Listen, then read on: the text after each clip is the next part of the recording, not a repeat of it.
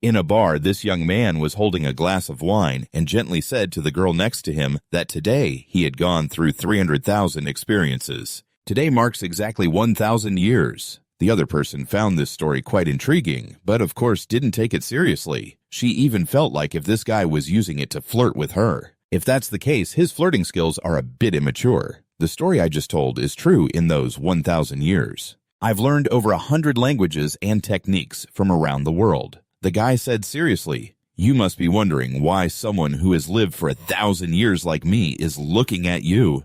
You all right?" The reason is very simple. You can do whatever you like, sleep with me if you want. I just want to share my story with you. His tone was really serious, but it only made this girl think he was crazy. She quickly pulled out her phone to text her best friend for help. But he didn't even glance at her phone. The girl immediately said, "Your friend won't come." The guy was extremely surprised and asked how he knew that. He replied that the girl's boyfriend abroad had come back. She was busy with him, so of course she wouldn't have time to come here. Naturally, the person sitting next to him wouldn't believe that. He glanced at the clock and told her to wait exactly 9 minutes and 13 seconds. Her friend would call to check on her. "Okay, I'll wait. But if she doesn't call, you better watch out." The other person, frustrated, stood up, but just as she did, she bumped into a thug who happened to be passing by. The girl's beauty immediately caught his attention. This guy rudely grabbed the girl's wrist, claiming that she had hurt him earlier and had to compensate by drinking a few glasses of wine with him. "Who are you? Let go of me!" Although this girl was very scared, she still firmly responded. Unexpectedly, her cold rejection only made the thug more interested. In that situation, he couldn't just stand by and watch, so he spoke up. "Wait a minute, come closer." He waved his hand. "Who are you to make me listen to you?" This kid. The thug did indeed let go of the girl. He took a step forward and flicked the cigarette in his hand, sending it flying straight at him. However, he didn't flinch. He wasn't startled or panicked. The cigarette flew past his ear, and his teasing smile left the thug astonished, not even bothering to dodge. How did he predict my move? He must have thought. Then, annoyed by that smile, he swung his fist and charged at him. This time, he managed to dodge. Moreover, it was a perfect dodge. On the contrary, because he missed, the thug lost his balance. Completely unable to fight back, when he counterattacked a light uppercut from him, sent the thug flying, causing him 10 times more humiliation than pain. He had also anticipated what would happen next. Just as he expected, another group of thugs rushed in aggressively, likely the boss of the guy he had just knocked down. "How dare you touch my man? Today you're done for." "Looks like you've grown up, huh? Normally, does your big brother teach you like this?" He casually replied, but just one sentence from him left the other party dumbfounded. "Who are you, and how do you know my big brother?" He didn't answer, but directly took out his phone and dialed a number calling the person he just mentioned. "Who are you, and how do you know my boss?"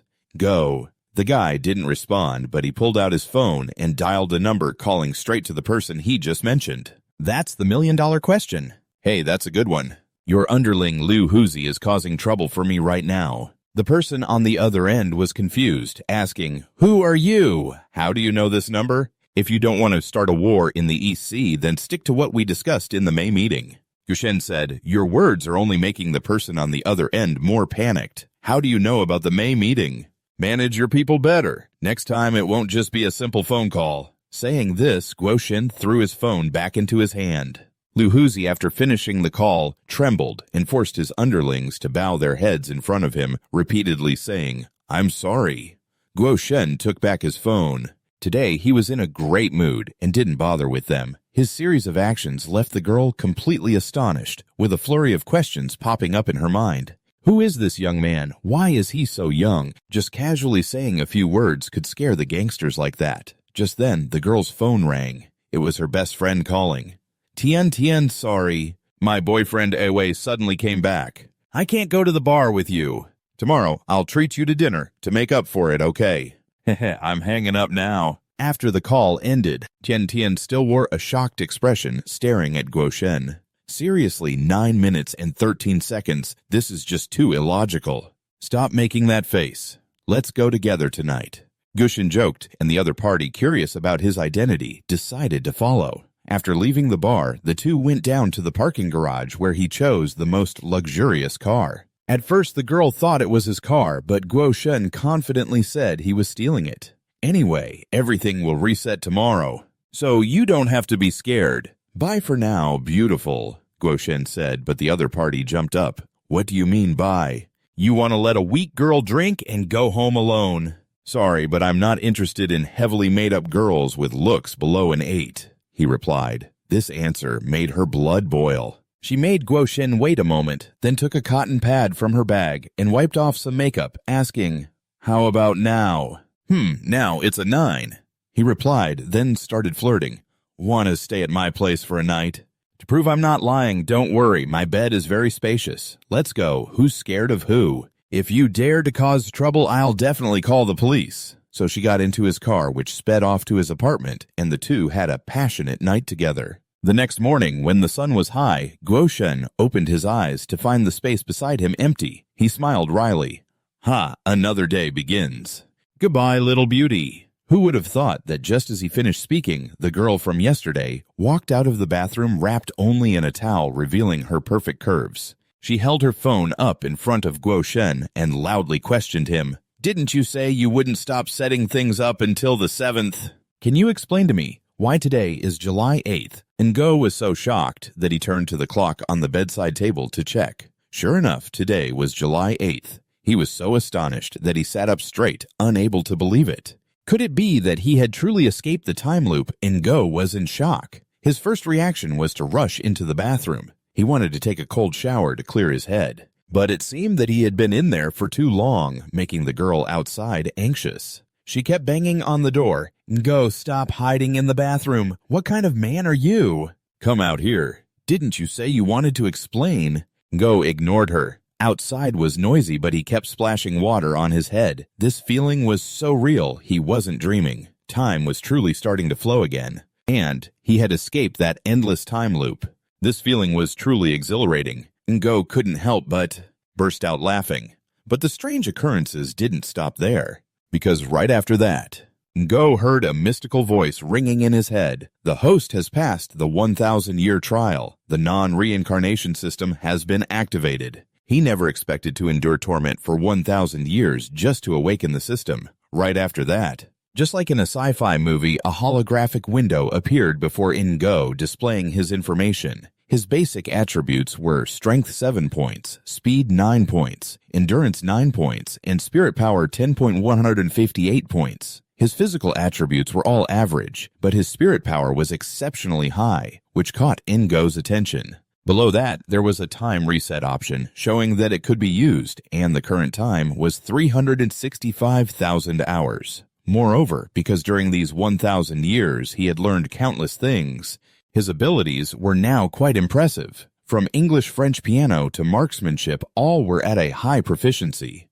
Go was extremely curious and couldn't help but wonder, what does the time reset option mean? Could it be that I can freely reset time? Who would have thought the system was actually smart enough to understand what he was saying? Ben replied, that's right. The host can choose the time in the future to lock and reset. The time checkpoint is 7 a.m. Reminder to the host, in the same day, the first time resetting will consume 1 hour of the time quota. Also on that same day, each reset will multiply the consumption of the time quota. Specifically, the first reset consumes 1 hour, the second consumes 2 hours, the third consumes 4 hours, and by the 20th reset, it will consume 288 hours. That's a lot of information, but Go got the gist of it. Resetting too many times in the same day will deplete the time quota. As long as I don't reset too many times in one day, there won't be any issues.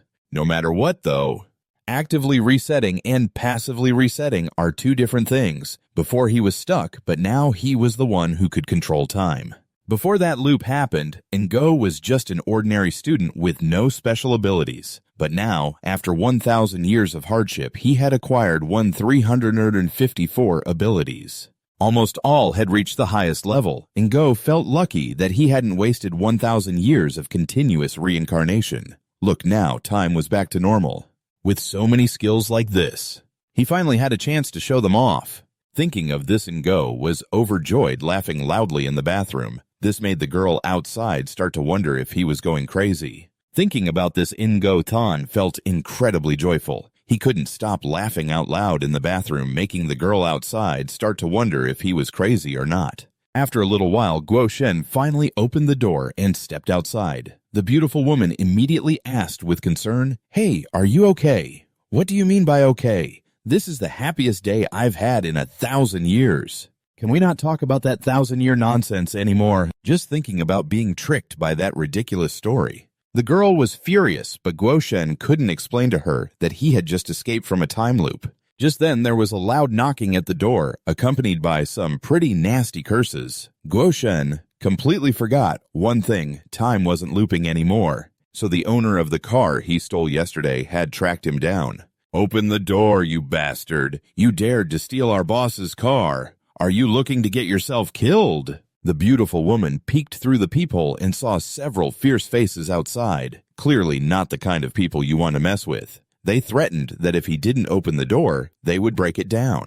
Seeing this, she immediately became anxious. "It's your fault for stealing someone's car.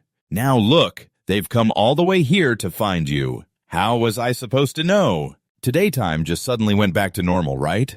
But don't you think it's a bit of a coincidence? The car I stole belongs to Wang Zhuangyuan. Who's Wang Zhuangyuan? Is he really that powerful? The girl asked curiously. Guo Shen nodded and explained that Wang Zhuangyuan was a well-known figure. 15 years ago, he was the top scholar in the natural sciences at Donghai. He was supposed to have a bright future, but due to family issues, he was beaten into a disability by some hired thugs. Out of anger, Wang Zhuangyuan injured a few of them. This led to him going to prison for 3 years. After he got out, he struggled in society, and with his intelligence, he quickly became famous. Now he's a person of influence in Donghai. He has a lot of power. After hearing this, the girl became even more worried. Did you really mess with someone that powerful?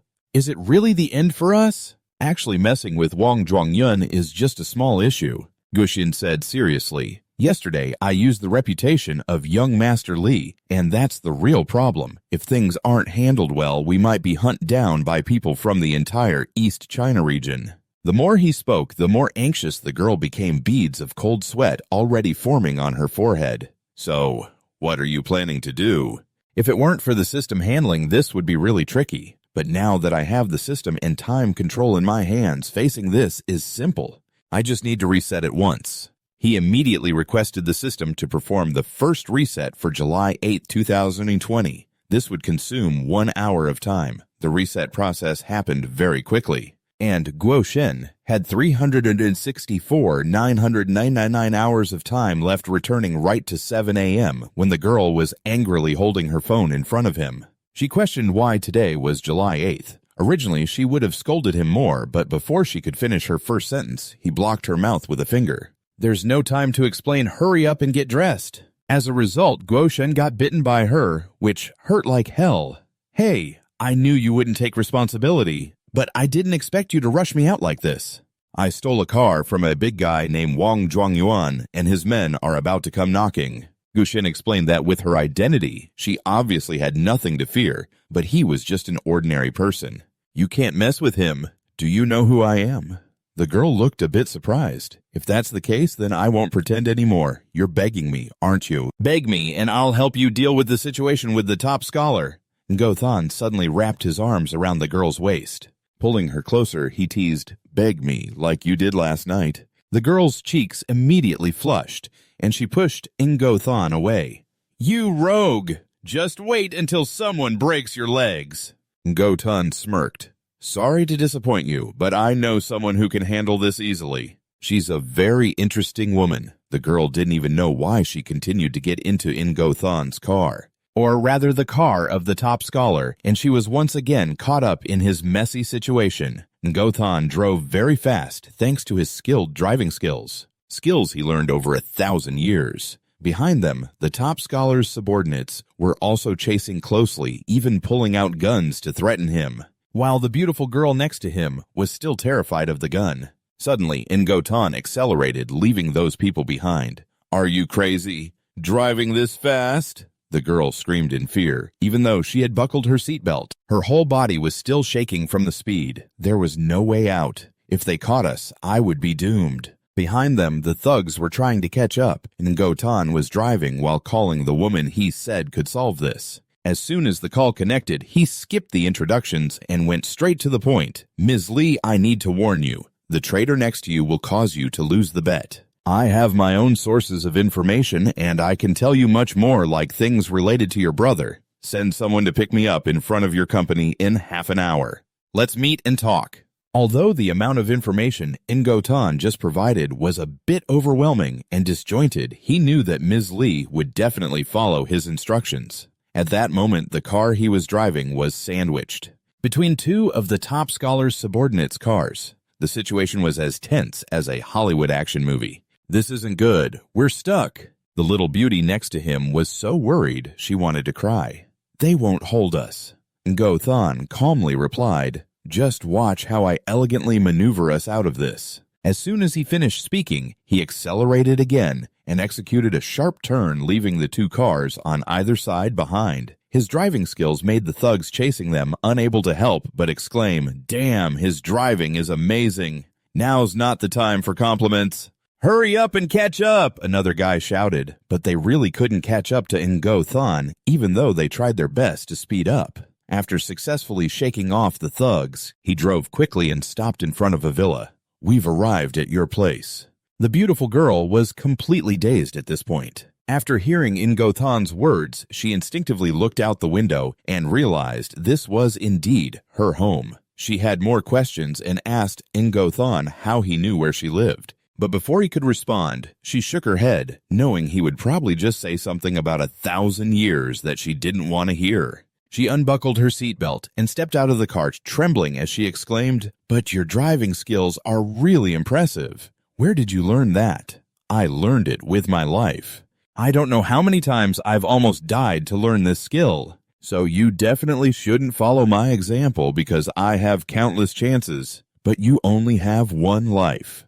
Gotan replied seriously, but those words fell on deaf ears. "I don't even know how many times I've been through this. So you absolutely shouldn't follow my example because I have countless chances while you only have one life." Gotan replied seriously, but those words sounded really ridiculous to outsiders. "Just give me your phone number, you scammer. Who knows, maybe one day I'll run into that beauty again." But just as I pulled my phone out of my bag, Gotan stepped on the gas and took off, leaving her extremely angry. After being teased by him all night yesterday, she didn't even bother to leave her phone number. After thinking seriously, she felt that hitting on the top scholar was just an accident. But if Gotan was flirting with her, it must have been arranged by her best friend. Otherwise, how could he possibly know where she lived? "I'll ask my best friend about you. You can't escape from me, you smelly man." Half an hour later, Gotan appeared in the lobby of the corporation. Fashion Huan Tai. The person you called earlier is the president of this corporation, Linya Bang. On the surface, she's a successful businesswoman, an idol in the Donghai area. But in reality, she has a very complicated background. The one who can command the weather in Donghai Li Kongtu is her younger brother. Compared to the reluctant beauty from yesterday, Linya Bang is the great beauty who almost scored a perfect 10, and Gotan had a very close relationship with her. To be more precise, it was a physical relationship. So he understood her very well. Even though Linya Bang currently had no idea who he was, time kept resetting. After leading Gotan to the president's office, she immediately stepped outside. At that moment, she had a resume about him in her hands. Gotan, 22 years old, graduated with a degree in computer science from Donghai University. His father is Ngo Dai Hai, and his mother is Trung Tu Quinn. The two of them run a small restaurant. In addition, he has a younger sister in high school named Ngo Q. Everything I said is correct, right? Linya Bang read through his information, making Gotan unable to help, but exclaimed that President Lee was indeed impressive. Just with a phone number, she could find out so much information. Linya Bang immediately tore the information in half. Her mood could be described as very bad. His identity was too ordinary, but an ordinary person couldn't know. About the betting situation, tell me, who exactly are you? You can consider me a commercial intelligence agent. Under the pressure from Linya Bang, Gotan remained extremely calm. He even threatened her back. I know a lot of things you're concerned about, like who the traitor hiding beside you is. You give me 10 million yuan, and I'll tell you his identity.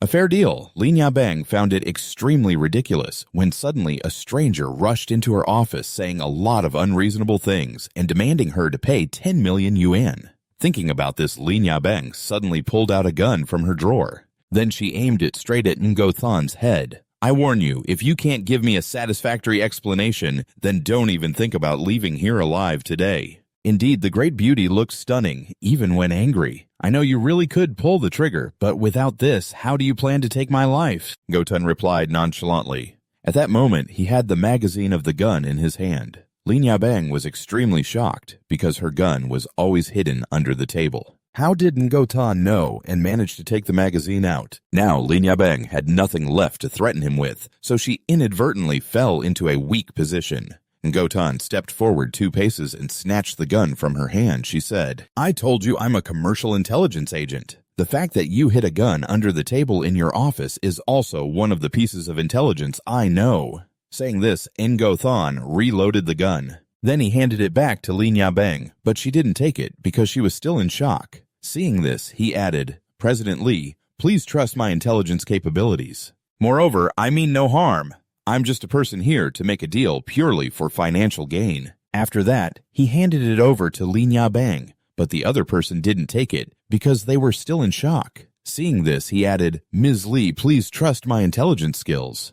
Besides, I mean no harm. I'm just someone here for a simple transaction purely for the sake of money. Of course, your goal isn't just money. It's just that Ngothan wants Lin Yabang to truly believe that your motive is financial, which is why he keeps repeating it, to make her lower her guard against him. So, what else do you know? Lin Yabang still maintained her cold, expressionless demeanor. Starting to interrogate, Ngothan said, You are the eldest daughter of the Li family, but because you're a girl, all your achievements go unnoticed. A girl can be stronger than the men in the house. But in the end, she couldn't fight against the gossip. Ngothan twirled the gun in his hand and began to recite the profile of his opponent.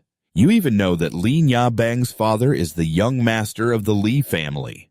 Your mother comes from the Tone family in the northwest. This is a politically motivated marriage alliance. Previously, Lin Yabang's mother always favored you until Lin Yabang reached marriageable age. Even her mother didn't hesitate to sacrifice her daughter's happiness wanting her to marry Din Tuilong. Lin Yabang once wanted to rebel and run away, but she couldn't go against it for her mother's sake. She chose a different way to deal with Din Tuilong, giving up the idea of marrying him. That was to find 3 different boyfriends, but it ended up causing all of them to suffer the same fate.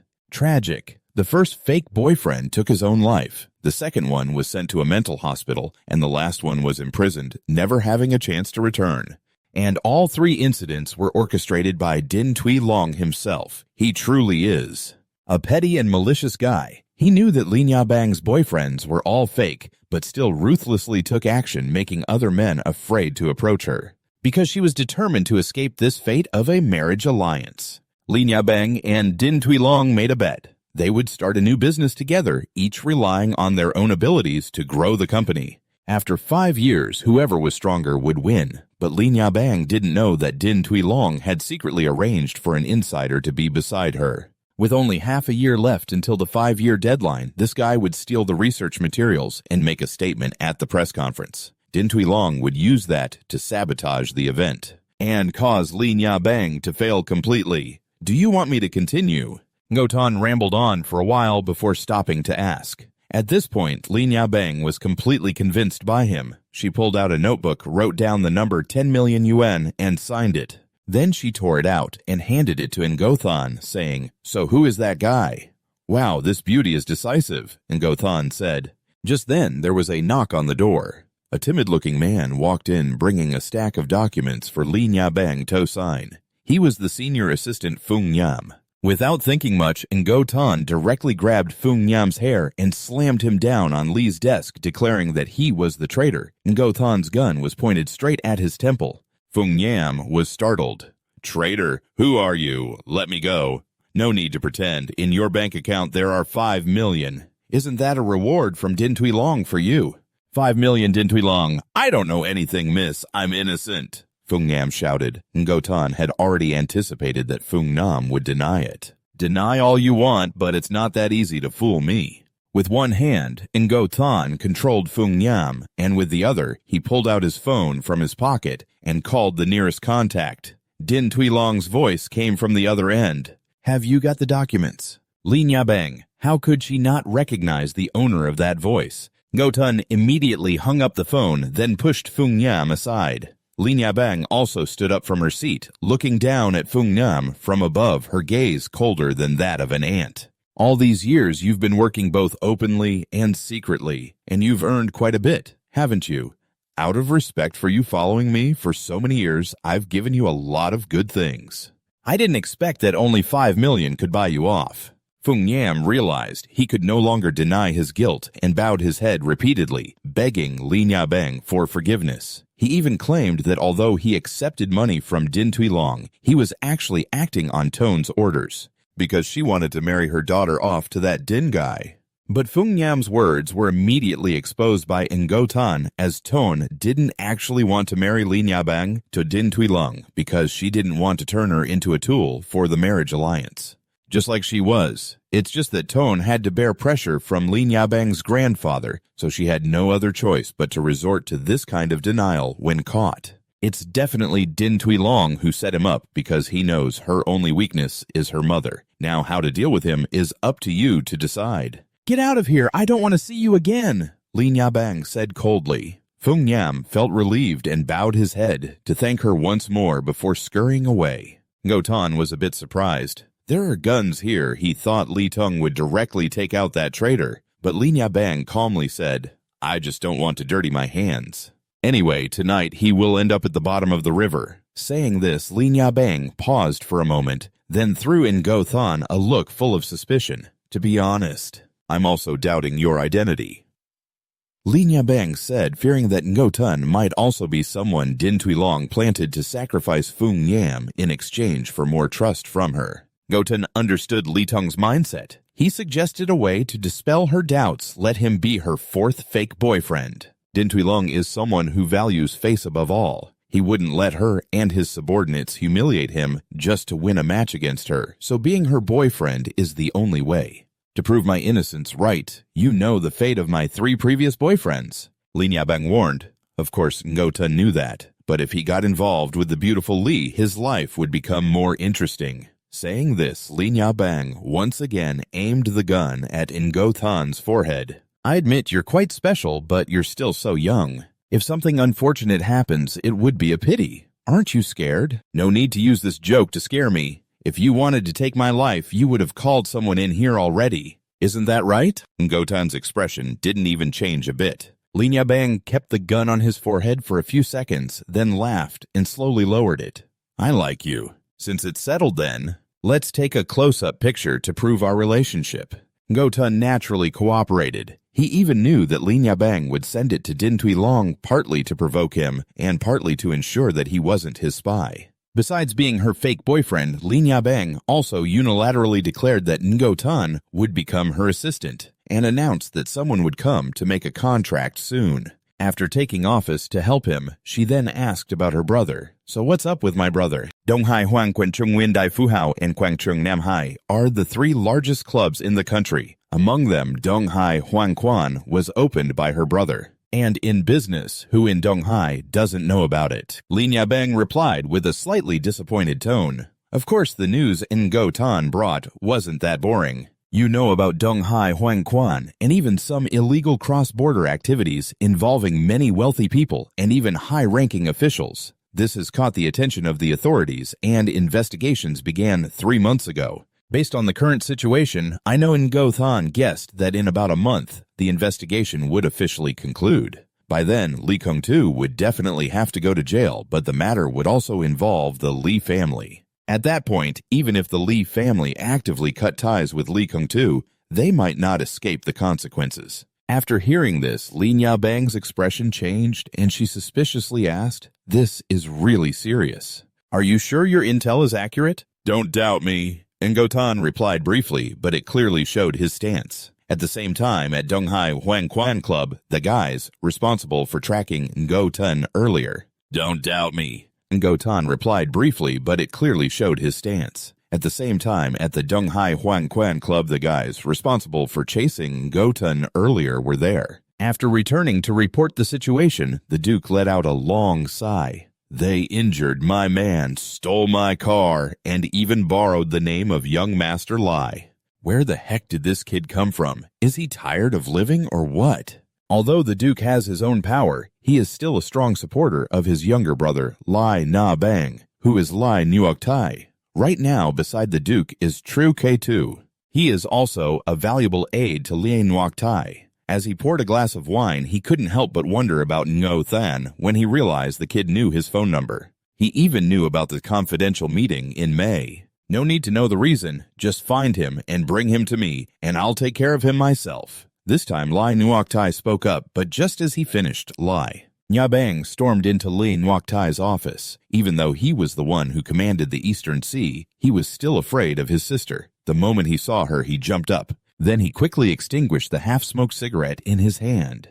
"Sis, why are you here in person? Is there something up?" "Yeah, I want to introduce you to someone," Lai Na Bang said. This time she brought No Thon along. With the backing of Miss Lai, No Thon naturally felt fearless. He tossed the supercar keys into Lai Nuok Tai's hands. "I borrowed your car for a bit yesterday. Here's the key back. The car is parked in the basement of Huan Tai Fashion Group." In that situation, even if Lai Nuok Tai's subordinates didn't speak up to report the crime, he understood. The person in front of him was the one who stole the Duke's car, but he couldn't act yet because this was someone his sister brought along. As for No Than, he naturally knew this young man in front of him well. The heir of the Lai family, Lai Nuok Tai, was the most favored in the household. He could mobilize most of the family's forces. Compared to Li Nya Bang, he truly had power, and that power was not inferior to Din Tui Long at all. It's just that Li Nya Bang had been tough since she was little. Whether it was protecting her brother or fighting him, she never held back, so Lai Nuok Tai felt both respect and fear towards his sister. Even after growing up and having the family's power in his hands, surpassing his sister, this attitude of respect and fear never changed. "Sis, who is this guy?" Lai Nuok Tai pointed at No Than, only to be pinched painfully by Lai Na Bang. "What do you mean, this is my brother-in-law?" The moment she said this, everyone in the room was shocked. Only Lai Nuok Tai recognized the seriousness of the situation. "Sis, are you acting like this with that old boyfriend again? But isn't this guy a bit too ordinary? Can you give me a reason why you have to be with him?" Li Nyabang didn't answer immediately, but put on a nauseated expression. "Sorry, I've not been feeling well lately." Then she acted it out convincingly, as if she were really suffering from morning sickness. While Lai Na Bang leaned against Ngo Than, he whispered into her ear, "Miss, you're overdoing it with the lines. Are you afraid Din Tui Long will take your life?" "Of course not." "Your brother looks completely dumbfounded." Li Na Bang turned around to see that Lai Nuok Tai was indeed lost in thought. At this moment, 100,000 questions appeared in his mind. Could it be that his sister was pregnant? Is it the child of the man beside her? Is this real or just a dream? The inner turmoil of Lai Nuok Tai is constantly shifting. He deliberately glances at Ngo Than a few more times, feeling that this kid isn't so bad after all. But he's not exactly the kind of handsome guy that would take your breath away. Besides, he knows very well that his sister likes men with capabilities. How could she possibly fall for this pale-faced guy? He looks like he's just over 20. Wait a minute. Could it be that my sister has been fooled by this pale-faced guy? The more Lai Nuok Tai thinks about it, the more anxious he becomes. Although his sister is very opinionated, she's inexperienced in love. Plus, isn't it always said that love can blind people? No matter how smart you are, once you're in love, your IQ can drop to 0. Thinking about this, Lai Nuok Tai feels increasingly uneasy. He silently vows to take action to expose Ngo Than's true colors and rescue his sister from this boiling hot situation. How could he possibly know my sister? He gritted his teeth and asked, 3 months ago when my sister brought someone to the university to recruit interns, that's when they met. Ngo Than replied calmly. Li Nyabang instinctively frowned. 3 months ago, she really did go to Donghai University. Even this guy knows about it. It seems his intel is quite impressive. Lai Nuok Tai pointed at Ngo Than, continuing to interrogate him. "You've only known each other for 3 months. In such a short time, do you really know everything about this guy?" Those guys from Trio K2 said that yesterday you were at a bar flirting with girls and were with a girl. Who is she? Just a girl. Lin Yabang also played along, putting on a shocked expression. It was as if she had caught her husband cheating. In contrast, Ngo Tan remained extremely calm, telling them not to misunderstand, because the girl from yesterday was Mak Thien Thien, the daughter of Mak Tu Hai, from Dong Hai Biopharmaceutical Group. He then told Lin Yuk Tai that he should thank him, because if he hadn't stepped in yesterday, those troublemakers would have harassed Mak Thien Thien. At that point, it would have been very hard to resolve the situation. The Dong Hai Biopharmaceutical Group is the leading company in the Dong Hai region. Mak Tu Hai has a net worth in the billions. He is even a representative at the National People's Congress with a strong background and network in Dong Hai. If Lin Yuk Tai is a dragon in the water, then the Mak Group in Dong Hai is like a snake on the ground. Neither side is weaker than the other, although he isn't afraid of Mak Tu Hai if he conflicts with him even if he wins. He would still have to pay a hefty price. Isn't that right? Ngo Than asked. That question made Lin Yuk Tai break out in a cold sweat. So I really should thank you, brother-in-law.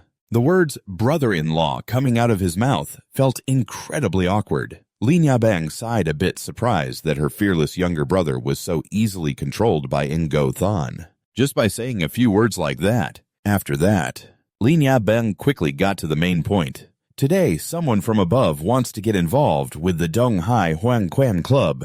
As soon as Lin Yabang finished speaking, not only Lin Yuk Tai but also Vung Trang Nguyen and Trio Kui Tu turned pale with fear. This can't be happening. I've arranged everything perfectly. How could I not know about this news? Lin Yuk Tai was undoubtedly the most panicked. You shouldn't have secretly filmed those people for blackmail. And your business with Tahoe should have ended a long time ago.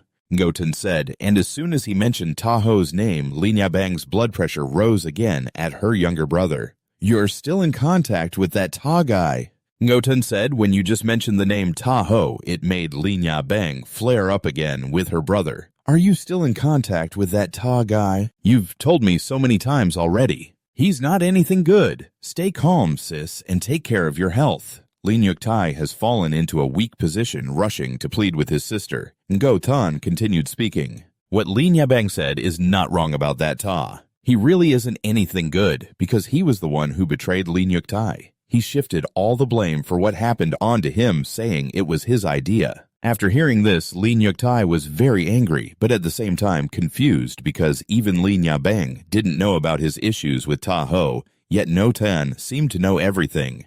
Who are you really, or who told you about this? There are some things you don't need to know in detail. Just know that I'm here because of Nha Bang. You're Nha Bang's younger brother. If something happens to you, she'll be very sad, which is why I'm helping you. Ngo Tan felt he was acting very well, but it seemed Lin Yuk Tai had to process too much information at once. Moreover, all of it was bad news, so he couldn't keep calm anymore. Just a moment ago, he called Ngo Than brother-in-law, and now he was pointing at him, bluntly questioning, "Don't act mysterious, you bastard. Who are you really? How do you know those confidential matters? If you don't clarify today, don't expect to leave here alive." "Athai, calm down, let your brother-in-law finish first." Lin Yabang patted his shoulder, but it still couldn't calm Lin Yuk Tai's mood even a little.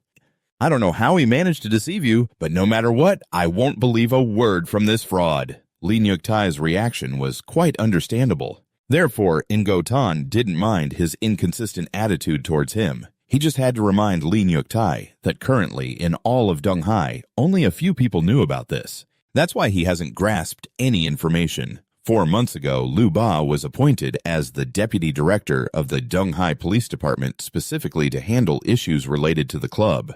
The Huang Quan Entertainment Department currently has some undercover police inside the club to investigate and gather a lot of evidence. While speaking, Ngo Than took out a pen. He wrote down a list of names and their positions and handed it to Lin Yuk Tai. This is the list of undercover investigators. Whether what I said is true or not, you just need to check to find out. Lin Yuk Tai took the paper, his face turning from green to pale, then quickly demanded to summon K2 to gather all staff in the lobby on the first floor to educate them about their work attitude. And Vung Trang Nguyen at that time took his people away. Investigate the rooms of those named on the list. If everything you said is just nonsense, then don't blame me for being rude, Lee Nyuk-tae threatened. But faced with his aggressive attitude, Ngo-tun just leisurely chose a seat, crossed his legs, looking very calm.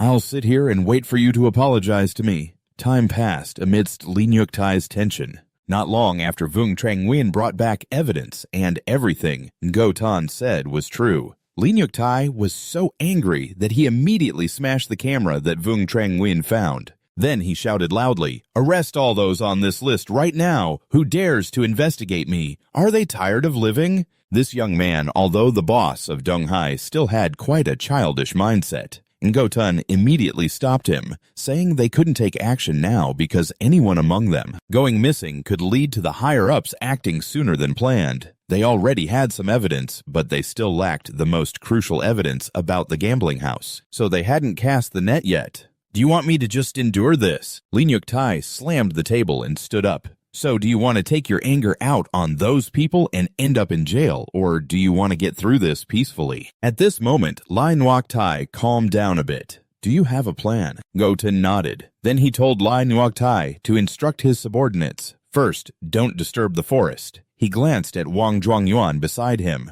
He understood immediately and left to instruct his subordinates. In the room, only 3 people remained. Lee Nyuk-tae asked again, "What should I do next?" Ngo-tun replied with a very smug demeanor. "Apologize to me, then I'll teach you." Although he was just Lee Na-bang's fake boyfriend, Ngo-thun's status was still that of Lee Nyuk-tae's brother-in-law. If he didn't show some authority to stabilize the situation, he would likely be looked down upon in the future. Seeing this, Lee Na-bang began to get anxious. "What do you want to do? We're all family here. Just say what you need." "This kid doesn't see you as a brother-in-law," Ngo-tun replied to Lee Nyuk-tae. "I've never had to bow my head to anyone, but if losing a bit of face means not going to jail, then it's worth it." So he began to lower his tone and appease Ngo-tun.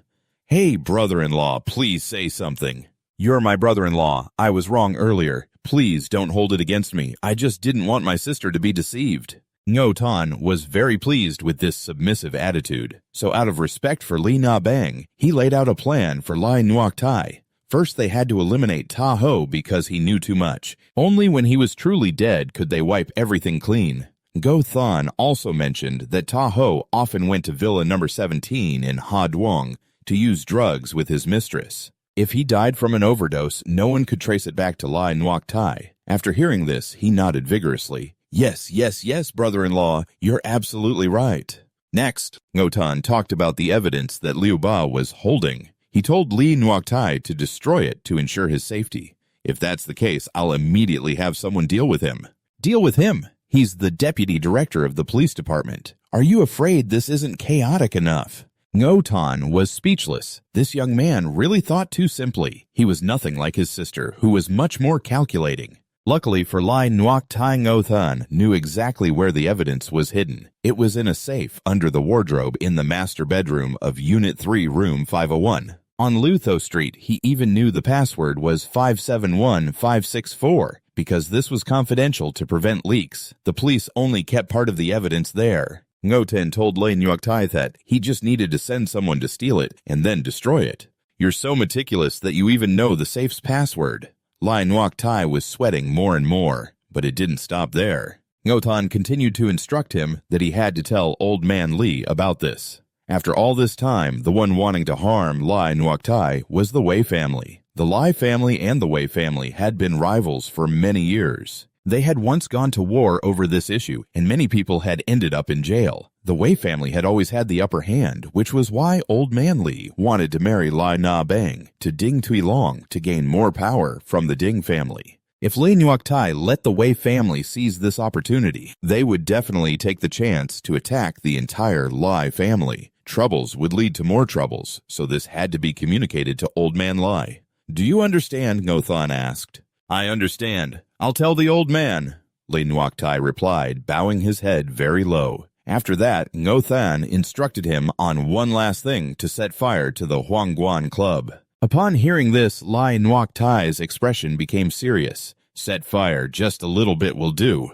It would be best to make it newsworthy. That way you can reasonably pause your business and renovate the entire club without raising suspicion. If you can do the 4 things I've just mentioned, I can guarantee you will safely get through this. It's best to get the news out. That way you can reasonably pause your business and reorganize the whole club without anyone suspecting anything if you can do the 4 things I just mentioned. I can guarantee you will safely get through this hurdle. Lee Nyuk-tai hadn't even had a chance to respond when his sister pinched his ear again, asking if he had heard everything his brother-in-law said. I heard you loud and clear, so don't worry. I will definitely follow what my brother-in-law said. Just then, he suddenly received a phone call. The person on the other end reported that the casino had just lost 200 million, causing Lee Nyuk-tai to become anxious. Sister, there's been a bit of trouble at the casino.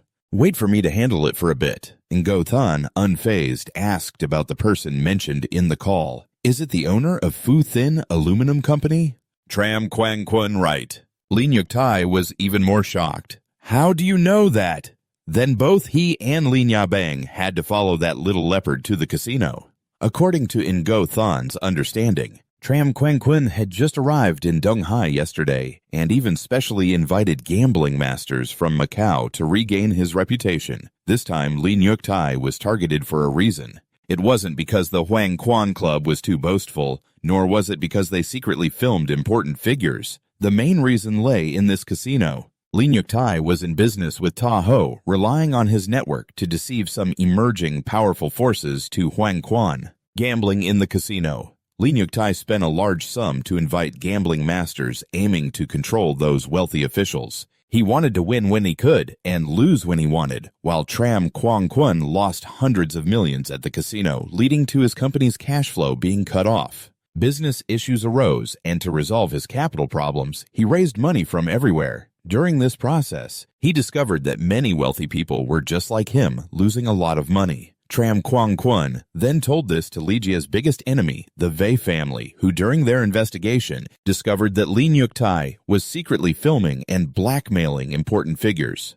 So they seized this opportunity. They allied with others to prepare to eliminate the Lee family. Under normal circumstances, Tram Kwang Kwun wouldn't dare to bring gambling masters to the casino to cause trouble because he didn't have the strength to mess with the Lee family. But now he didn't have to worry about Lee Nyuk-tai seeking revenge anymore, knowing full well that he was about to be finished. Daring to mess with me, does he want to die? Lee Nyuk-tai was so angry he gritted his teeth. Don't provoke me. I'll go meet him. At this moment, it was indeed just as Ngo-than had predicted. Tram Kwang Kwun and the gambling master had just arrived, wreaking havoc in the casino. He was extremely pleased, continuously winning a lot of money. Just as Tram Kwang Kwun was immersed in the joy of victory, he heard a familiar voice. Mr. Tram, your luck seems to be quite good today.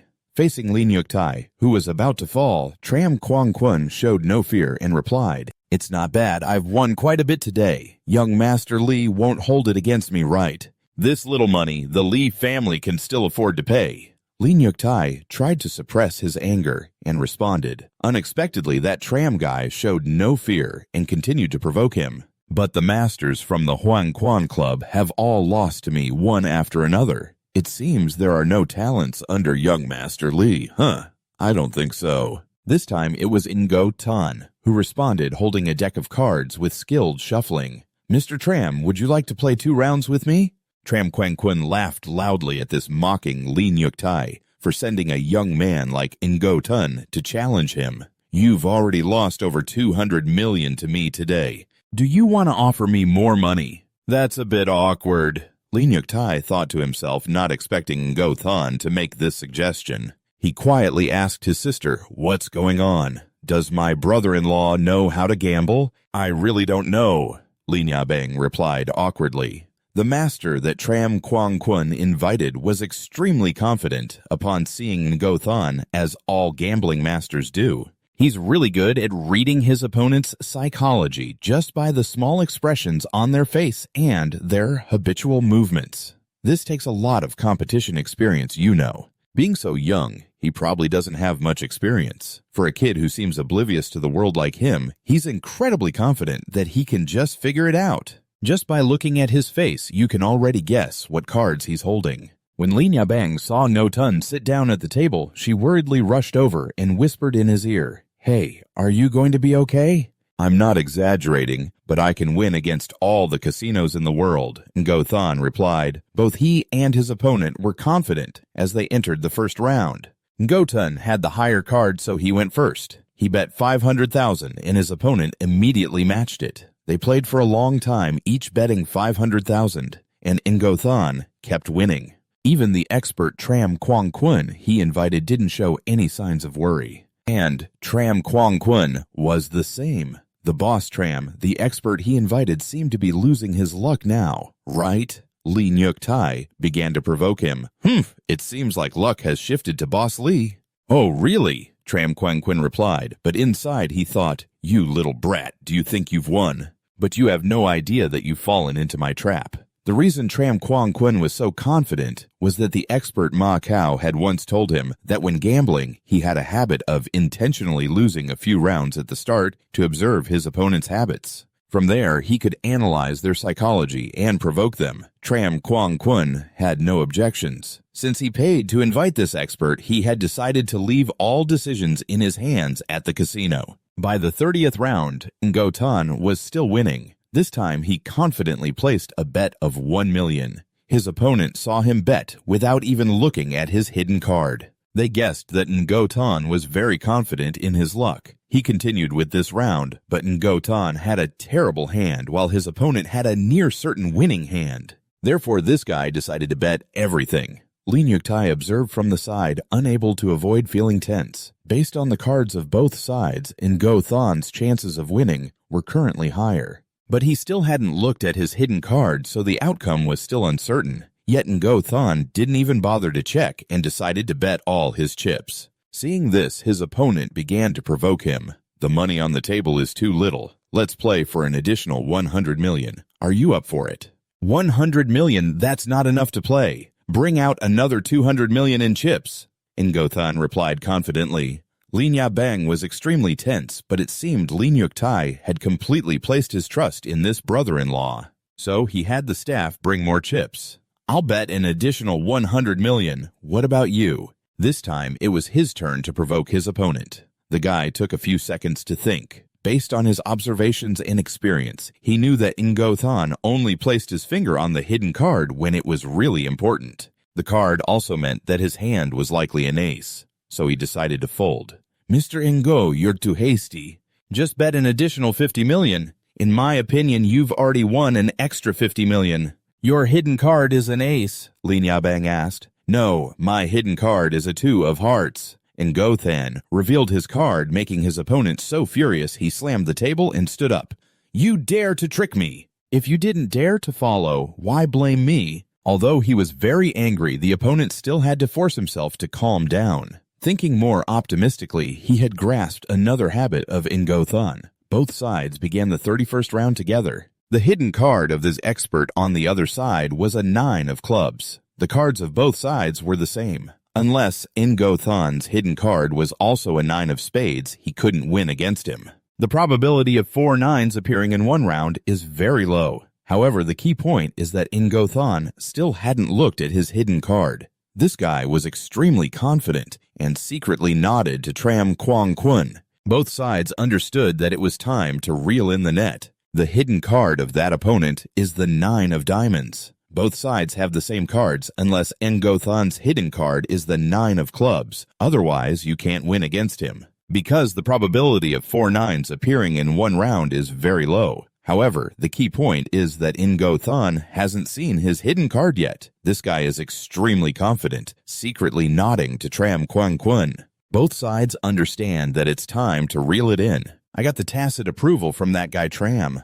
This guy said, my hand and yours aren't bad. How about we make this a deciding game? I bet it all 200 million. Interesting, huh? I followed Ngo with no hesitation at all. At this point, Lin Ya Bang was already so tense that cold sweat was pouring down her head. But Lee Nyuk Tai felt that Ngo's luck was really good, so there shouldn't be any problems. On the other side, both Tram Kwang and the expert he invited were very pleased, thinking that Ngo had really taken the bait. Both sides were fully invested. Once this young man had placed his bet, he shouldn't regret it. If you can't control your mindset, you won't get far, not even looking at the hidden cards and daring to bet big like that. Do you really think you're a god? Saying that he tossed the 9 of cards into his hand, thinking this time he was definitely going to win.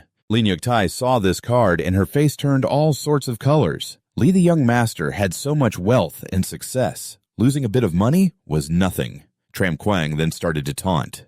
Go didn't show any exaggerated expressions. He waited for those people to revel in their joy before finally revealing the hidden card in his hand. The worst-case scenario for Tram Kwang and the expert he invited happened when the hidden card in Ngo's hand was indeed the 9 of diamonds. It felt like he had been slapped straight in the face. Did you see the cards? No way. When did you see them? Do you really think I didn't bother to look at the hidden cards? From the very first round, I always placed my hand on the hidden cards. Of course I did it to sneak a peek when you weren't paying attention. Your skills aren't bad, but it's a pity you're too arrogant. Don't think that just because you've played a few rounds, you can see through my strategy. Was my move really unintentional? Are habits really just habits? Have you ever thought that all of that? Hey, was me deliberately putting on a show for you? Every word Ngo said pushed his opponent into a desperate situation. No, from the very beginning, he was the prey in this big gamble. At that moment, Tram Kwang's face was pale, devoid of any blood. His mouth kept mumbling, "No way, no way." On the contrary, Lee Nyuk-tae seemed to feel a weight lifted off her shoulders. She walked over, put her arm around Tram Kwang, and mocked, "Looks like the person you brought has caused you a big headache, huh?" Tram Kwang certainly had a lot to say to his people, but it wasn't appropriate to say it here. So he called for him to leave first and continue the conversation later. However, Ngo didn't allow them to leave just like that.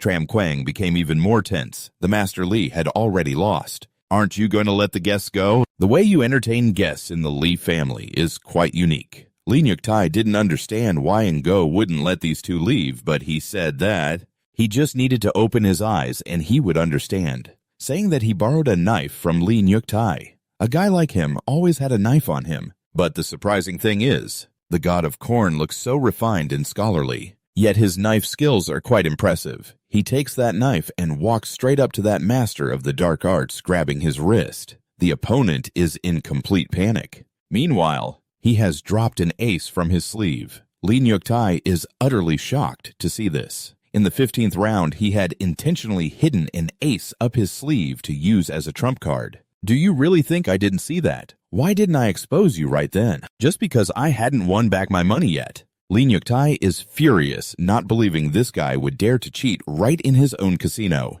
Tram Kwang Kun is even more confused. Lee Nyuk-tae demands an explanation from him, but what can he say now? Other than claiming it was all a misunderstanding, the god of corn won't let them off the hook that easily. He twists the opponent's wrist back with one hand and slams it onto the table. Do you know what the consequence of breaking the rules is? It's losing a hand. His words are cold and resolute to the point that before the knife even comes down, the master is already screaming. In the end, the god of corn takes one of his fingers. Tram Kwang Kun, seeing this, turns pale. Realizing the situation is dire, he starts to deny any involvement, saying he had nothing to do with this. It was all that guy's idea. The god of corn doesn't want to linger too long, so he hands over the knife and this whole matter to Lee Nyuk-tae to handle himself, reminding him not to make a scene in the club. When the god of corn leaves the casino, Lee Nya-bang looks at him with a different perspective. What does it feel like to chop off someone else's hand? It feels like nothing at all.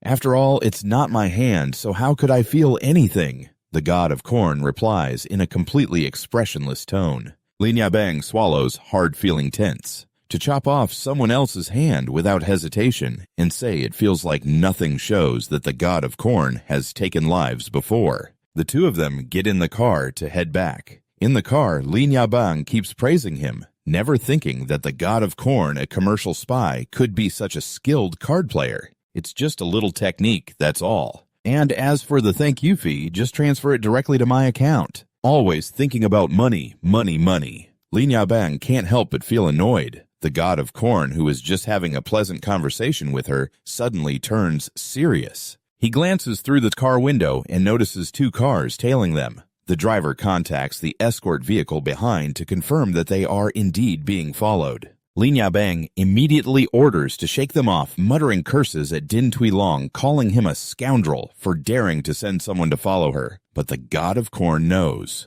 The stalkers this time are not Din Tuilong's people. Moreover, their target is Li Nyabeng. Thinking of this, the god of corn instinctively places his hand on the back of her hand. Patting it a few times to reassure her, he says, "Don't be scared, I'm here." Li Nyabeng doesn't understand and thinks the god of corn is just putting on an act in front of the stalkers sent by Din Tuilong, almost believing it. She brushes his hand away and then tries to change the subject, saying, "You must be hungry, right? Since you accomplished such a great feat today, let me treat you to a meal." The car turns towards a fancy restaurant. When Li Nyabeng walks in, she attracts the attention of quite a few people, and of course the god of corn notices this too. He asks, "There must be quite a few people here who know you. Aren't you worried they'll see me?" Then he asked, "There must be quite a few people here who know you. Aren't you afraid they'll see me?" "On the contrary, I actually want more people to know about you." Li Nyabeng replied, her eyes still glued to the menu. Not long after someone approached to strike up a conversation, Li Nyabeng exchanged a few pleasantries before introducing Ngo Than. "This is Han Duke Loi, the chairman of Long Than Sangtan Group." Knowing that Ngo Than is Li Nyabeng's boyfriend, he politely shook hands and greeted him, then tactfully withdrew to avoid being a nuisance. The couple went on a date to enjoy some Western food after Han Duke Loi left. Li Nyabeng then whispered to Ngo Than that this guy has a decent personality, likes making friends, and is the manager of the Donghai Trade Association. "No need for an introduction. I know him even better than you do." Ngo Than replied, Right, he's a business informant. He's the best at that." Li Dai-Tu felt a bit displeased at being interrupted, but not entirely. "Not everyone wants to befriend you, you know. You should still be cautious." Ngo Than reminded Li Nyabeng, who of course understood that not everyone is eager to win her favor. Especially not her rivals, particularly other women, but Li Dai-Tu being so high and mighty had never really paid them any mind, thinking anyone who wanted to challenge her was simply foolish. Ngo Than found it awkward to say more. This girl's fighting spirit was indeed fierce, but just as they mentioned Chow Chow, he appeared right before them. They had just talked about how Li Nyabeng had many female rivals, and then the target showed up right in front of them. "Oh, isn't that Li Dai-Tu? What a coincidence. But since when did Li Dai-Tu start dating younger guys?" Ngo Than recognized this woman well. Her name is Lu Tai-Tu, real name Lu Lei Quinn, 32 years old. She is the wife of the young chairman of Donghai Group. They married 7 years ago and have a son. With the help of her husband, she established a limited liability fashion company named Von 2, which is actually Li Nyabeng's rival company. Miss Lai is already 27 this year, right? But this kid looks like he's barely over 20. I didn't think she had a thing for older men. Lu Tai-Tu immediately opened with a provocative remark. Li Nyabeng's expression darkened, but she still tried to respond calmly. "Mrs. Lu, out of respect for Mr. Lu, I'll take your comment as a joke. I hope you don't cross the line. You've already done it, so why fear what others might say?" Lu Tai-Tu still wouldn't back down. Her words directly infuriated Li Nyabeng. "Shut your mouth," she yelled, grabbing a cup of water from the table ready to throw it at Lu Tai-Tu. But Ngo Than stopped her, advising her not to get worked up and to leave everything to him. He then suddenly shifted his gaze, staring intently at that nasty woman Lu. Ngo Than, standing at 1.85 meters, was already imposing enough just by that. Plus, the way he kept staring at her made Lu Tai-Tu uneasy. "What are you looking at? What do you want?" Ngo Than certainly had no intention of doing anything to her. He just knew how to use words to make her furious. He felt like he had seen her somewhere before. Now that he thought about it, she must have worked at a nightclub before, right? Lu Tai-Tu slammed her hand on the table, angrily shouting, "You're the one who belongs in a nightclub. Your whole family works in a nightclub."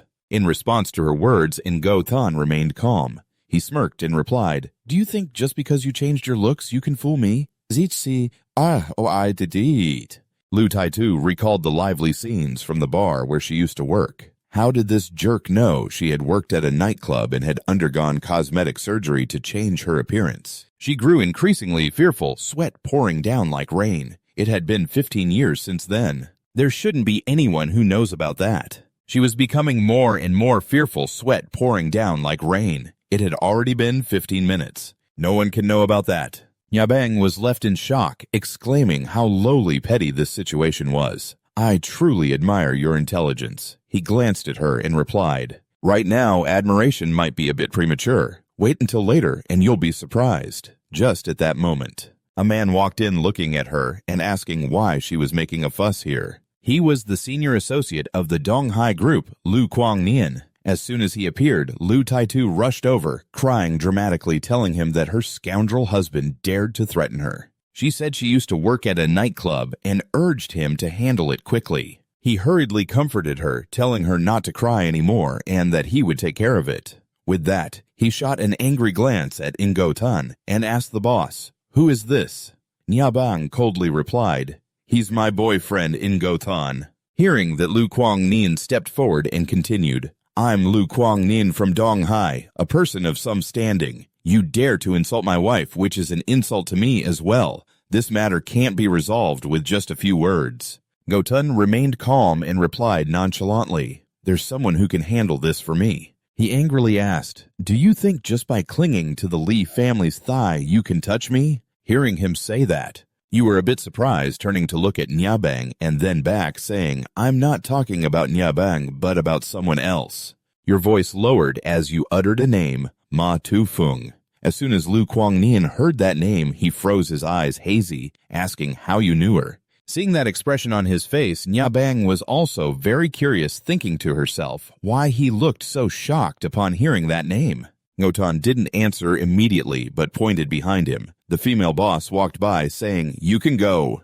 Not realizing he was being cornered, he didn't refuse and quickly complied. After distancing himself from the two, he finally spoke, "I have two things I want to discuss with you. The first thing is about Lu Taitu. 15 years ago, Lu Taitu worked at a nightclub and made a lot of money during that time. She got to know a very wealthy customer who started in real estate. When he was young, he had a dispute with someone that left him seriously injured. When he was discharged from the hospital, the doctor told him it would be very difficult for him to have children in the future. Sure enough, as the doctor said, even IVF failed for him. After a drunken night, that customer revealed everything. Lu Taitu learned this secret. In her heart, she devised a wicked plan. She underwent cosmetic surgery and changed her name to Lu Taitu, ultimately becoming that customer's woman. 3 months later, Lu Taitu became pregnant and gave birth to a boy. Of course, he wasn't the customer's son. He was the child of Lu Taitu and another man. They knew you would go for a paternity test, so they bribed the doctor to change the results. By now, the female boss must have discovered this. The more your son grows, the less he resembles you. You just don't dare to face the truth. But that's not all. Goten also told him about another shocking plan of theirs. This isn't their entire scheme. Their ultimate goal is to cause your accidental death. After that, they would seize all your assets. Lu Kuang-nian, with a face full of anger, looked at you and asked, "Do you think I would believe you just because of a few words?" Knowing that not providing evidence wouldn't work, you replied, "Your wife's cousin works in the company, right? That person isn't just your cousin. He's her lover." You continued, "Those two are still having an affair even now," and your next word struck him like a bolt from the blue, leaving him stunned. Just yesterday, he was out cheating. This matter is easy to investigate. You can do it yourself. Of course you can ask her, but will she tell the truth? Ingothan cleverly reminded him that a bit of intimidation was necessary. Lu Kuang-nian couldn't wait any longer and immediately approached Lu Taitu, calling out to her. He questioned, "So you and him were at the company yesterday?" She felt a bit panicked and scared, but still tried to respond calmly. "Yes, we were at the office until the end of the workday." He interrupted, "No, yesterday he told me." He was out with clients, not in the office. Realizing he had been exposed, Lu Taitu quickly explained, "So, did he really say that?" He must have just mixed things up. He replied, "Mixed up. Let me call him and ask." Hearing this, Lu Taitu panicked and exclaimed, "Oh, I remember now. I did go out with clients yesterday afternoon, but I came back by 3 o'clock. After that, I just sat in the office, and my husband suddenly asked me why. That bastard humiliated me." "You don't care about me anymore, do you? You don't love me and our son anymore, do you?" Hearing this, Lu Kuang-nian couldn't stand her shameless face any longer. He slapped her hard and shouted, "Shut up! You think I don't know what's going on? The depravity of you damn men and women!" His face was flushed with anger, veins bulging as if he was ready to crush her at any moment. "Get lost!" he yelled, delivering a painful blow. Lu Taitu didn't dare to resist anymore and had to obediently leave. I'll deal with you later once this is sorted out. Lu Guangnian, feeling down, spoke up. Sorry to bother you two. Nyabang replied. Don't worry, we won't say anything. He coldly huffed and continued. I just want to know if Lu will have a successor in the future. Thinking that it would just be a place for others to take advantage of, the more he thought about it, the angrier he became. He blamed himself, clenching his fists, but in the end, he decided to let go of this thorn in his heart. Gradually relaxing his hands, Lu Guangnian softly said, All right then.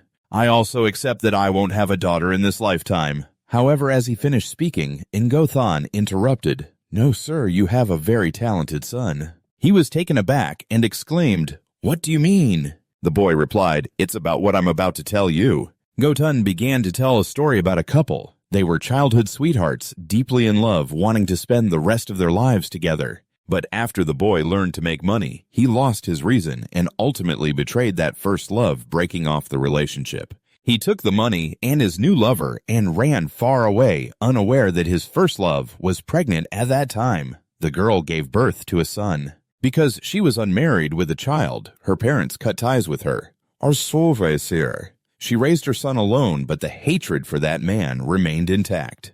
She always told her son that his father had died. That child later became successful and built a family. Now the four of them live very happily. At this point, he smiled gently and said, So you haven't run out of heirs yet. Your granddaughter is very lovely. When you meet her, I'm sure you'll cherish her. Hearing this, Lu Guangnian couldn't help but feel joyful. Looking at the boy, he asked, What is my son's name? The boy straightforwardly replied, Ma Jia V, taking his mother's surname. Remembering past events, the tip of his nose tingled and he couldn't find the words. Tu Feng, she still hasn't married yet. Gotun replied, Maybe because she no longer trusts men, she hasn't married yet. She's still living in Donghai and probably knows that you've become wealthy. I never thought she would come looking for you. Perhaps the wound you left on her was too deep. After saying this, he took out a piece of paper from his chest and handed it to him. This is the current address of Ma Tuifeng. As for whether she will forgive you, so you go, confirm it yourself, Lu Guangnian, to get back to your cheerful self. Turning around, he walks away, not forgetting to thank his brother. If I get back with Xiaofeng, I definitely won't forget this favor. Once everything is settled beautifully, Nha Bang smiles and says, So Lu Guangnian owes you a favor now. You reply that you might need him later. That night, Nha Bang takes you back home. Stepping out of the car, you look at her and say, See you tomorrow, just as you're about to leave. Suddenly, she calls out to you, No Shen. She waves her hand, signaling you to come back because she wants to talk to you. Hearing that, you turn back and peek into the car window, asking, What's up, you ask, surprised at this moment. Nyabang grabs your collar, tightly pulling you in, then places a kiss on your lips, catching you off guard. Your eyes widen as she smiles and says, Din Tuilong, don't you like sending people to follow others? Just let him die of anger. Ngo Shen's face turns slightly red. He brushes his lips and replies, This must be your first kiss, right? She unexpectedly asks back, Is he one of your informants? You turn to leave, explaining, It's not just that I found you a bit clumsy. My lips hurt a little. As you say this, you wave goodbye and head home. Bye-bye. At the same time, in the building where Ngo Shen lives, Thien Thien and Lele are standing in front of your door. She speaks up, Lele, I'm so hungry. Let's go buy some food. Don't wait anymore. Lele replies, We can't. We have to wait for that big playboy. And then beat him up. Thien Thien interjects worriedly, But I'm doing this willingly. She yells, That stupid girl of yours has been brainwashed by him. Really? This time I definitely won't let him off the hook. Thien Thien thinks back to the source of everything from the day before when she asked, Lele, isn't he the one you arranged?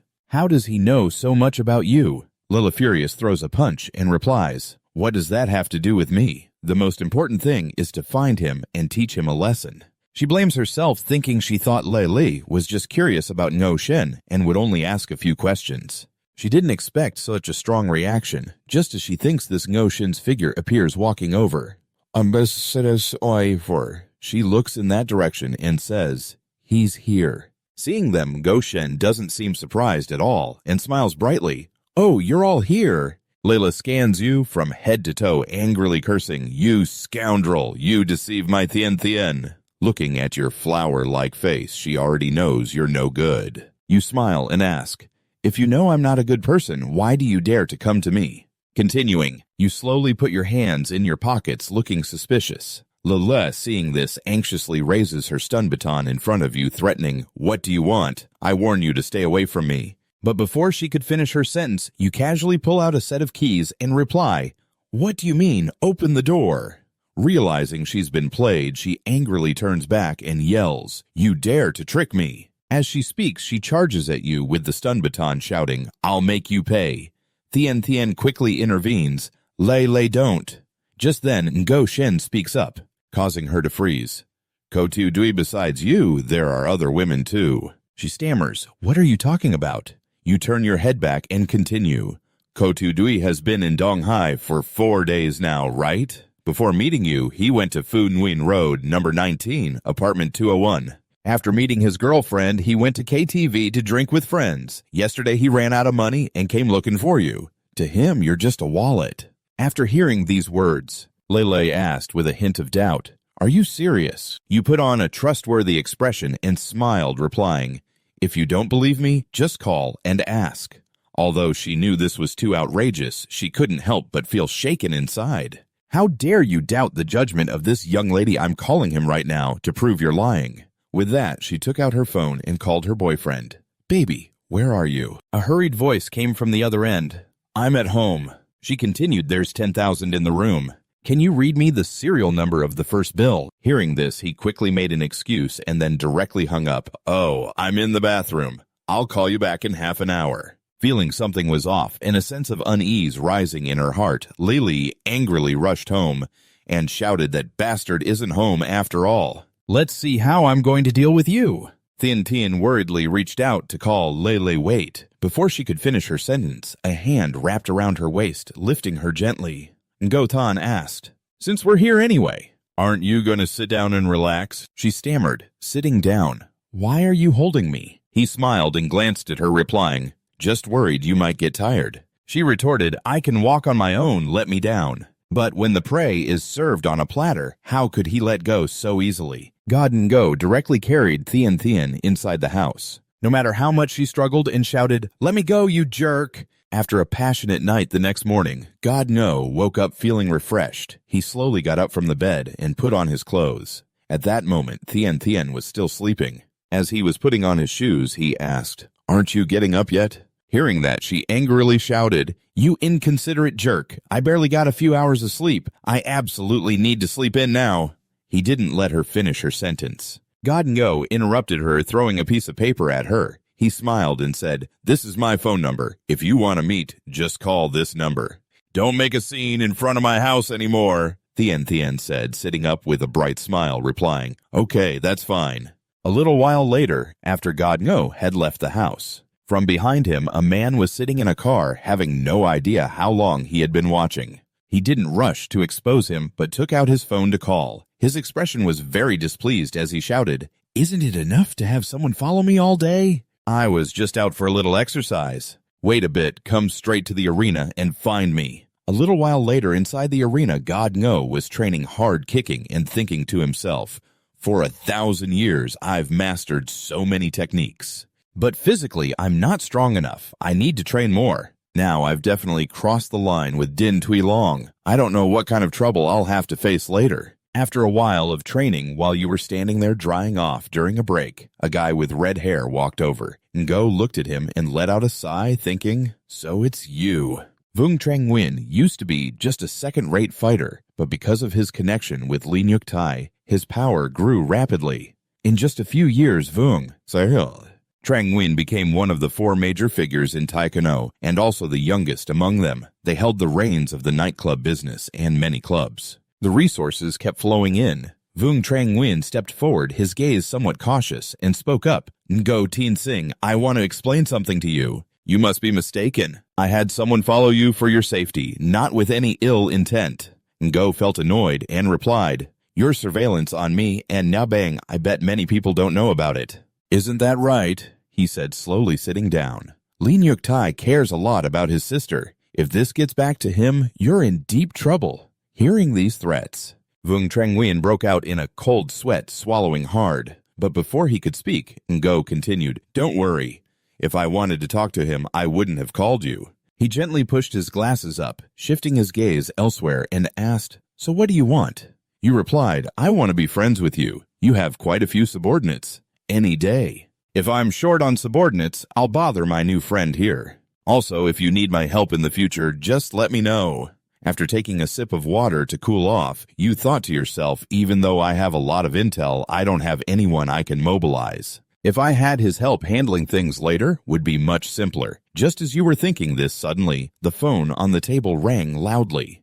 Ngo quickly picked it up from the other end. A hurried voice came through, "Ngo Then, you need to get to the company now." "Something's happened." You replied, "I'll be right there." Vung Trangwin stepped forward, offering you the car keys. "Ngo Tinsing, please use my car." "There's some clothes in the car if you don't mind. Consider this a gift of apology from me to you. Please accept it." With this good intention, you had no reason to refuse and reached out to take the bunch of keys. Smiling, you replied, "Then I won't be polite." Transitioning to the company, the outside air was fresh and the bright sunlight streamed through the glass windows. In stark contrast to that scene, everything happening inside the company was extremely tense. A flurry of calls came in, accompanied by urgent responses. "No schedule. What a pity it's me too, Vung. Please think it over. The price isn't the issue." Inside Nya Bang's office, she was also very busy and didn't notice Ngo Than entering. "The situation there wasn't good at all. We can't release any news now," she said. "I understand." Waiting for her to finish speaking, you then asked, "What's going on?" She turned back with a worried look and replied, "The spokesperson for our product, the new singer Dang Hunya, was hit by a car. Yesterday, you helped me find the traitor."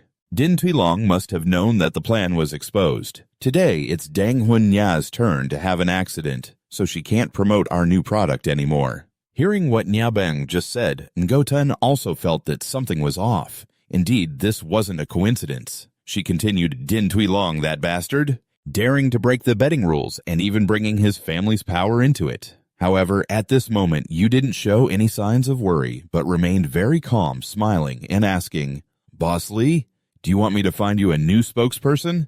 Nyabang didn't trust you at all. Nyabang didn't trust him at all. At the beginning, pulling his hair, he asked again if our requirements for the spokesperson were really that high, and if An could truly find someone.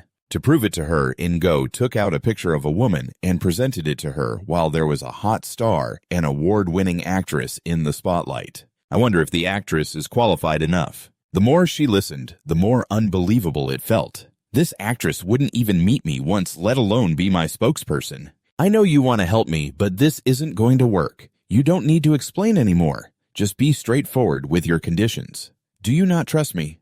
Let's make a bet. Can you get the actress to come to the company by tomorrow noon to sign a contract with you?" Nyabang added a bit more about the actress. She's a hot actress who has won numerous awards through the film Sword Dance of the Hero. She became one of the domestic actors reaching out to the world. Since then, she has received a lot of advertisements, becoming one of the highest paid actresses. In the country, she skeptically said, "You say she'll come to sign a contract with me tomorrow. Don't joke around like that." Is she currently abroad filming? There are still many cosmetic advertisements lined up. We won't get a turn. Ngo maintained his calm demeanor and replied, "I already told you, if you don't believe it, let's bet." She had no choice but to agree, thinking that making this bet might shut him up and reduce the annoyance. He smiled and replied, "I can get her to come to the company to sign the contract with you by tomorrow. If I lose, I won't take your money anymore. I'll even return 20 million to you. But if I win, you have to pay me 20 million as a fee for finding an advertiser for you. This isn't just a money bet. You need to remember besides that you can't be jealous." Nyabang felt uncomfortable and asked back, "Jealous? Why should I be jealous? We're just pretending to be lovers. I don't really love you. If you love someone, go find someone else. I have no right and no interest in stopping you." Receiving her agreement, Ngo signaled to turn and leave. "Okay, let's do it that way. You might as well prepare to transfer the 20 million now. Consider it an action fee." Before she could respond, he walked straight out the door, making her furious, exclaiming, "Wait!" Ngo Tan took out his phone to contact someone. He spoke up, Trang Nguyen, I have something to ask you. After a while, he and Vung Trang Nguyen went to the internet cafe where his territory was. The underlings shouted, Ngo boss Trang Nguyen Dung Tu. Everything is ready, brothers are outside. He looked at him suspiciously and asked, Ngo, what do you need these guys for? Ngo smiled and replied, to start the legendary game, The Overlord of the Dragon. He put on his headphones and continued, register all of you to enter the server at 5 p.m. The royal server allows characters. On the computer screen, it displayed, please enter your name for the royal server. The amount was 1,000 yuan for 10. Payment pay immediately. He reminded them, after entering, wait for me in the newbie square. I'll set up the guild, then come in. After saying that, he pressed the confirm button. After 4 hours of intense gaming, Ngo and his underlings were finally about to take down the boss. Brothers, use your ultimate skills and kill it, one shouted, raising his sword high and jumping down, yelling, first time playing, and I've already got an account worth tens of thousands. This is awesome. After this blow, the boss lost health. Log out. A series of notifications rang out announcing that the royal server had defeated the boss, receiving the Beast King ring and the Haunted Duel token. We're free, they cheered. Look at that awesome ring.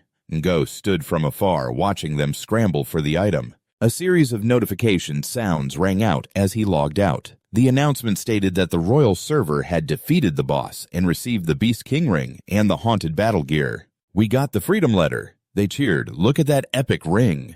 Godno stood from afar, watching them scramble for the item. Don't touch my stuff. The royal scholar approached from behind, looking at him and saying, our team has defeated the Dragon Slayer, becoming the top guild on this server. But I also had to spend 8 million on this. Hearing that, he calmly replied, the entire server has no regular players left. All the other guilds have been wiped out or retreated. Only the royal server and Longdo Thienha remain. As he spoke, he pressed to turn on the loudspeaker. It's time to proceed to Phase 2. The system announcement appeared, reminding players of the royal server that the guild leader had opened the city for war. Prepare well. They raised their swords and shouted loudly, gather at the city gate, prepare for a decisive battle with Longdo Thienha. Yes, yes. At the main city square, God Ngo stood on top of the city wall, observing below. At that moment, the crowd was fiercely clashing with each other. His weapon fell. Pick it up.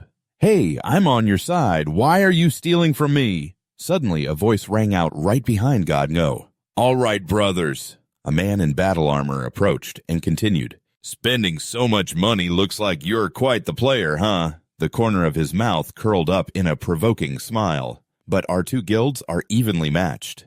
Who wins and who loses is still unknown. He was from Longdo Thienha, guild leader of Long Hu Van, level 900. Hearing this, he calmly replied, the winner has already been decided. The man was somewhat surprised, asking, so confident, huh? How do you plan to win? How do you plan to win? But then you replied with something that left him confused, not understanding what was happening. No, you win, he exclaimed. Just as he finished speaking, Ngo looked down and shouted loudly, all troops listen up. As soon as his voice rang out, all the weapons in the hands of his subordinates vanished. They stripped off their gear, and not just the weapons. They also exited the game, witnessing the scene unfolding before them. Kang Long Hu Van, with a dark expression, shouted, hey, what the hell are you doing? He was in tears, rushing over to plead, don't go. How can we determine the winner like this? As he spoke, he cried, his voice trembling, I finally found an opponent. I've put in 10 million. You must have put in around 8 or 900 million too. Aren't you going to regret not playing anymore? Hearing this, Ngo couldn't hold back, trying to suppress his laughter, his lips trembling as he waited for the laughter to pass. Once he calmed down, he put on a regretful expression and replied, my female colleague has a problem. The advertiser for her new product got hit by a car. Now she needs to find someone new. I have to go help her. Kang Lung Hu Van smiled and interrupted. I thought it was something serious. It's just a few actresses. If you want someone, we have plenty here. As he spoke, he winked, signaling, I'm not joking. Even if it's a big-name actress, just one phone call can get you in touch right away. From the start to the end, Ngo was just waiting for this exact line. The corners of his mouth lifted in a smug smile, thinking to himself, gotcha. Ngo pretended to turn away. Don't mind me, it's really something important. I can't play anymore. I have to make a trip to Donghai. Kang Lung Hu Ven exclaimed, Huh, you're also in Donghai. Are you from Donghai? He replied, Yeah, that's it. No more talking, I'm off. Just as you mentioned that you disappeared, instantly leaving him standing there confused, he hurriedly tried to hold on. Wait, come back to reality. Ngo Than took off his headphones. After finishing a perfect performance, suddenly his phone buzzed with a message, I've loaded 1,000,000 too. Finding his phone number was as easy as flipping a hand. The game required him to use the server first to continue after running out of tasks. Why wouldn't he just explain it clearly to me? I'll lend you a hand. Should I come find you, or will you come find me? After reading these words, he felt secretly pleased. I knew it just as I expected. He quickly texted back, Okay, my girlfriend is in a hurry. If you have a way, let's meet up. After sending the message, Ngo Than turned to his underlings and said, You guys can disperse now. On the other side, Kang Long Hu Van replied to the message, I'll wait for you at the designated spot. Ngo Than was already inside the building. With a voice, Kang Long Hu Van said, So it's you, Boss Loi. The person sitting in front of Ngo Than was none other than Loi Jia Tu, the second son of the Hong Fat group. He responded, Ba Server Vung Jia Tan. Seeing him look doubtful, he smiled and introduced himself. I'm Ngo Than. Loi Jia Tu directly asked, Do you know me? Ngo Than replied, I've heard of the second son of Loi Jia from Hong Fat group. He appeared very calm, pouring tea while saying, What's your name? Suddenly he paused. His sharp gaze glanced over, probing, Which family are you from? Ngo Than reached for the X up. Not rushing to answer, he countered, Why so cautious?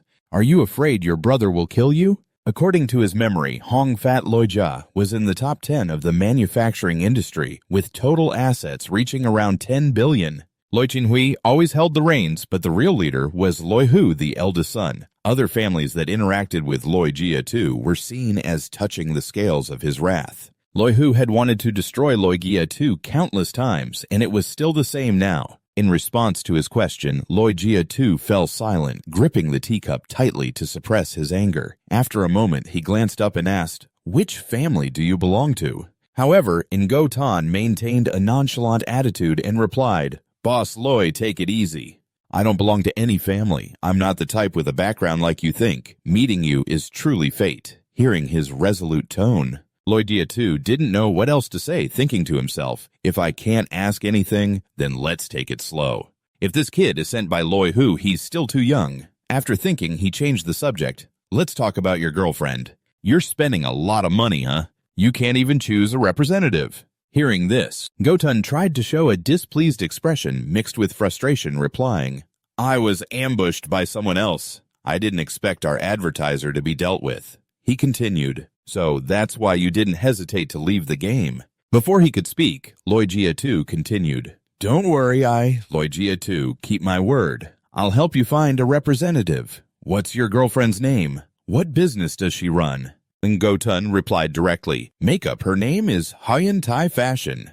As soon as he heard that name, he burst out laughing, saying, Really? Your lady is Lai Na Bang, right? Ha ha ha, if you're from the Lai family, just say it outright. Why are you hiding? I thought you were going to rebut me. I don't consider you part of the Lai family. I heard Na Bang doesn't have a good relationship with her family. Just as I said that, suddenly there was a sound. The phone rang. Ngo Than quickly answered, Na Bang. On the other end of the line, Yabang was relaxing, soaking in the bathtub. The warmth enveloped her as she cut to the chase, asking, Did you take 1 million from me just to play a game? You replied, I can't explain right now. The bet is still on.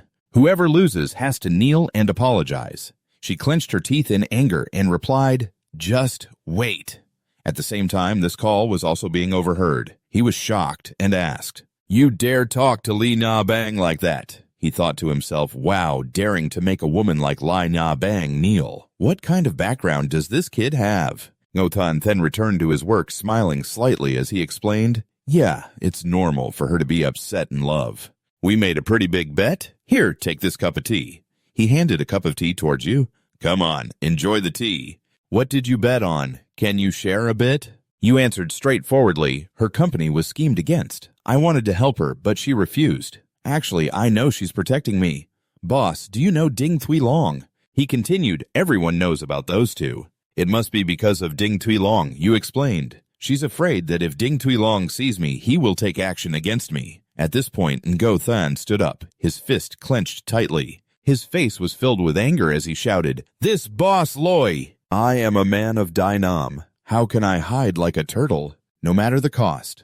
I have to help my girlfriend." The atmosphere was getting more intense. Loi Jia too also stood up, slamming his hand on the table. He boldly continued, "Brother, you're right. Let's toast with tea instead of wine. A man doesn't back down. Let's fight to the end with Ding Tui Long. Keep going, brother." Ngo Tan continued, "We bet on this matter. If the advertising goes smoothly, I win. If not, she wins. If I lose, I have to listen to her from now on. She'll make me quit, and I have to quit. Isn't that the same as being supported by her?"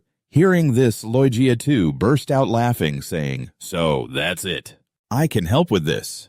It's just about finding an advertiser." He said firmly, "I'll handle it." Meanwhile, in another place, in a luxurious room, a girl with a hot body stepped out, still steaming. Suddenly, the phone on the table rang, startling her. She wondered, Excited, she picked up the phone and heard from the other end Loi Jia too saying, "Hello, Dai Bao." She smiled and replied, "Daddy." He continued, "You need to take a break and go back to Donghai for a trip. The director is there. Let me handle it. It is urgent. I need you to advertise for a cosmetics company. As for the money, don't worry, I'll cover it. All right, I'm hanging up now." After the call, Loi raised his phone screen for Ngo Than to see. That was it all good. You could see the joy on his face, and he smiled to himself, thinking it was just like the plan. The process went smoothly, exceeding expectations. The compensation for the breach of contract was no small amount. "Well, I'll gather some intel to bring back to Loi Hu. Consider it a trade. You're also a new friend of mine. I don't want to offend Din Tui Long, so I can't let you take the loss." Just as he thought this, Loi raised his phone and said, "We're fated to meet. I'm a few years older than you, so you can call me bro without any issues." You smiled and replied, "Sure, bro.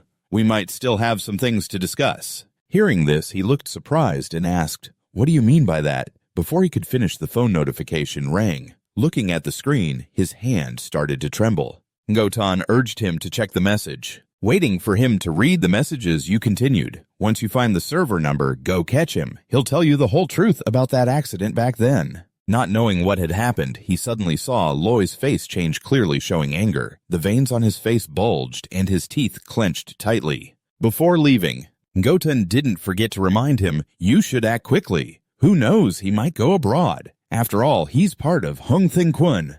Loi's face darkened as he thought to himself. He had already informed the team below. It seemed they had to speed up the process. He couldn't let him stay any longer. He recalled the painful incident that happened 15 years ago. A cargo truck had collided with our vehicle on a steep road. Everything happened too fast back then. All he heard was a loud crash, and shards of shattered glass flew everywhere. Even if I reacted quickly, it was useless. Our car went tumbling down the slope. It exploded quickly due to the gas leak. I was lucky to survive, but I witnessed my wife die right in front of me. I was taken to the hospital and stayed there for 3 months. During that time, my friends found a clue. The driver who caused the accident was a subordinate of Loi Hu. He was the director of the security department at Hong Fat Corporation, but after that incident, he went missing. I lost the most important witness and had to follow my old man's advice to reconcile with him.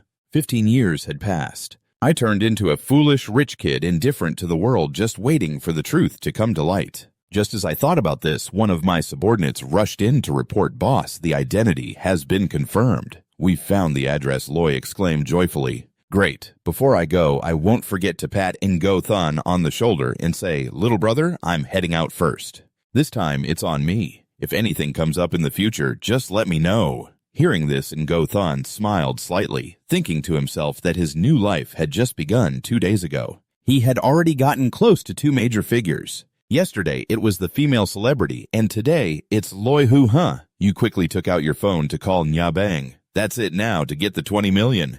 The matter can wait, but after calling for a while, no one picked up. A voice from the other end said, "Hello, the recipient has declined the call." You were astonished, wondering why no one answered. Just as you finished speaking, her message came through, "I'm in a meeting." You smiled, thinking she must still be mad about you taking 20 million to gamble. Forget it, I'll just go home. On the way home, Ngotan encountered a red light with a long line of cars stopped. He glanced outside. He thought to himself, military vehicles. Oh wait, that's not.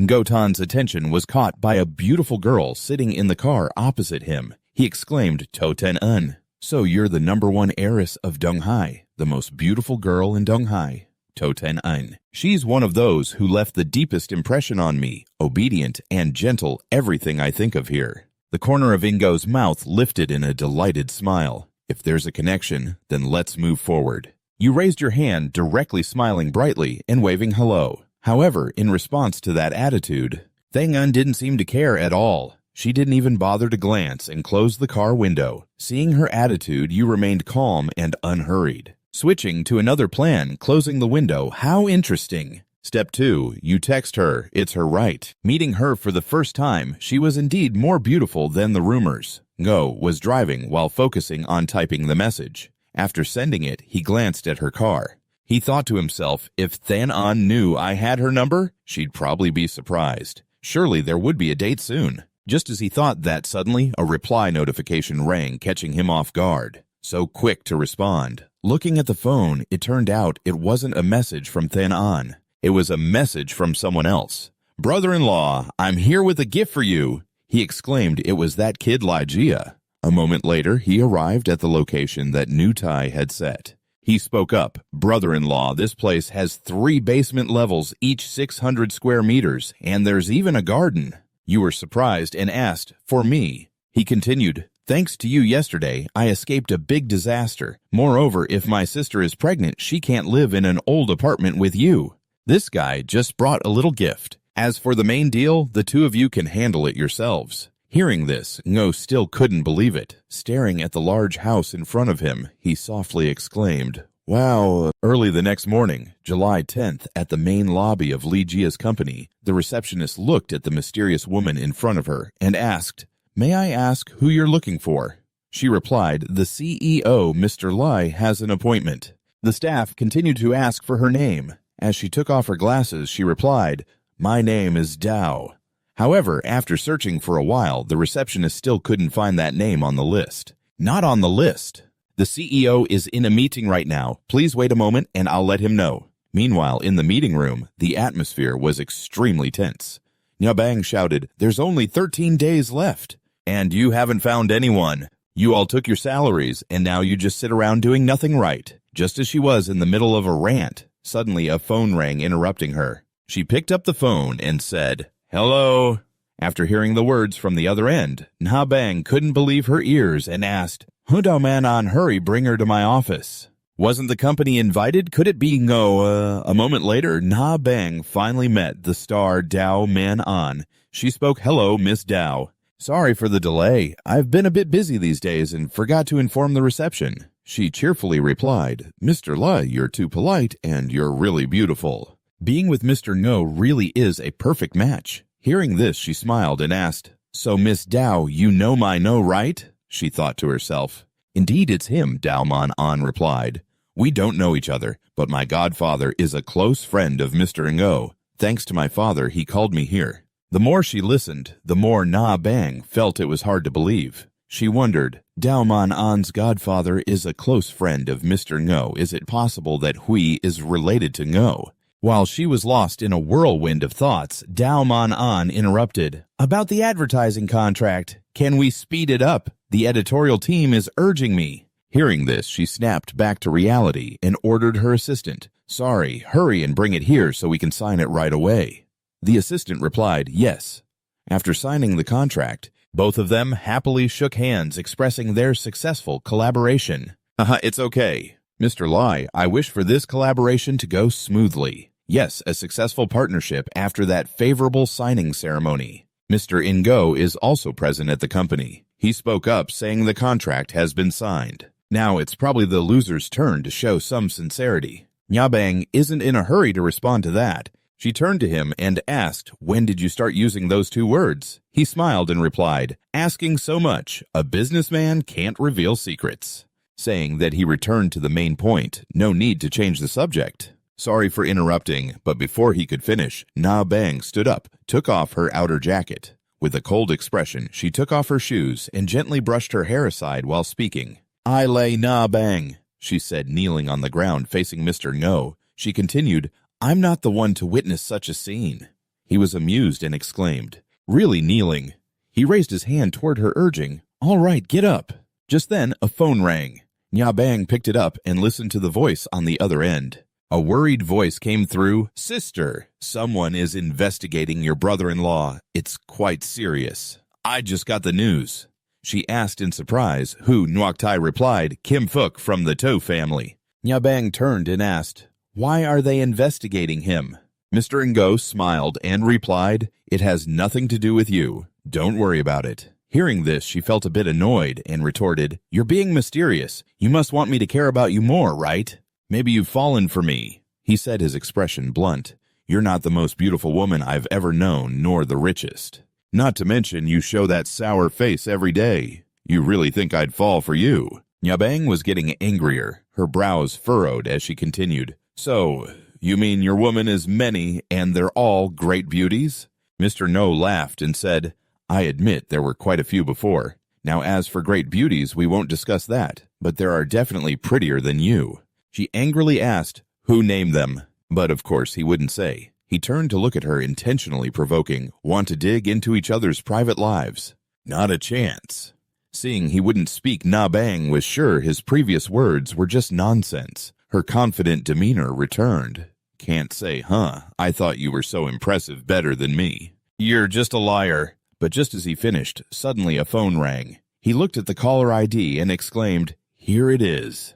A gentle voice came from the other end. Mr. No Right, I'm Tathan An. We probably have a lot to discuss, so choose a time. He asked, meeting right away. She replied, yes, there are a few things to clarify.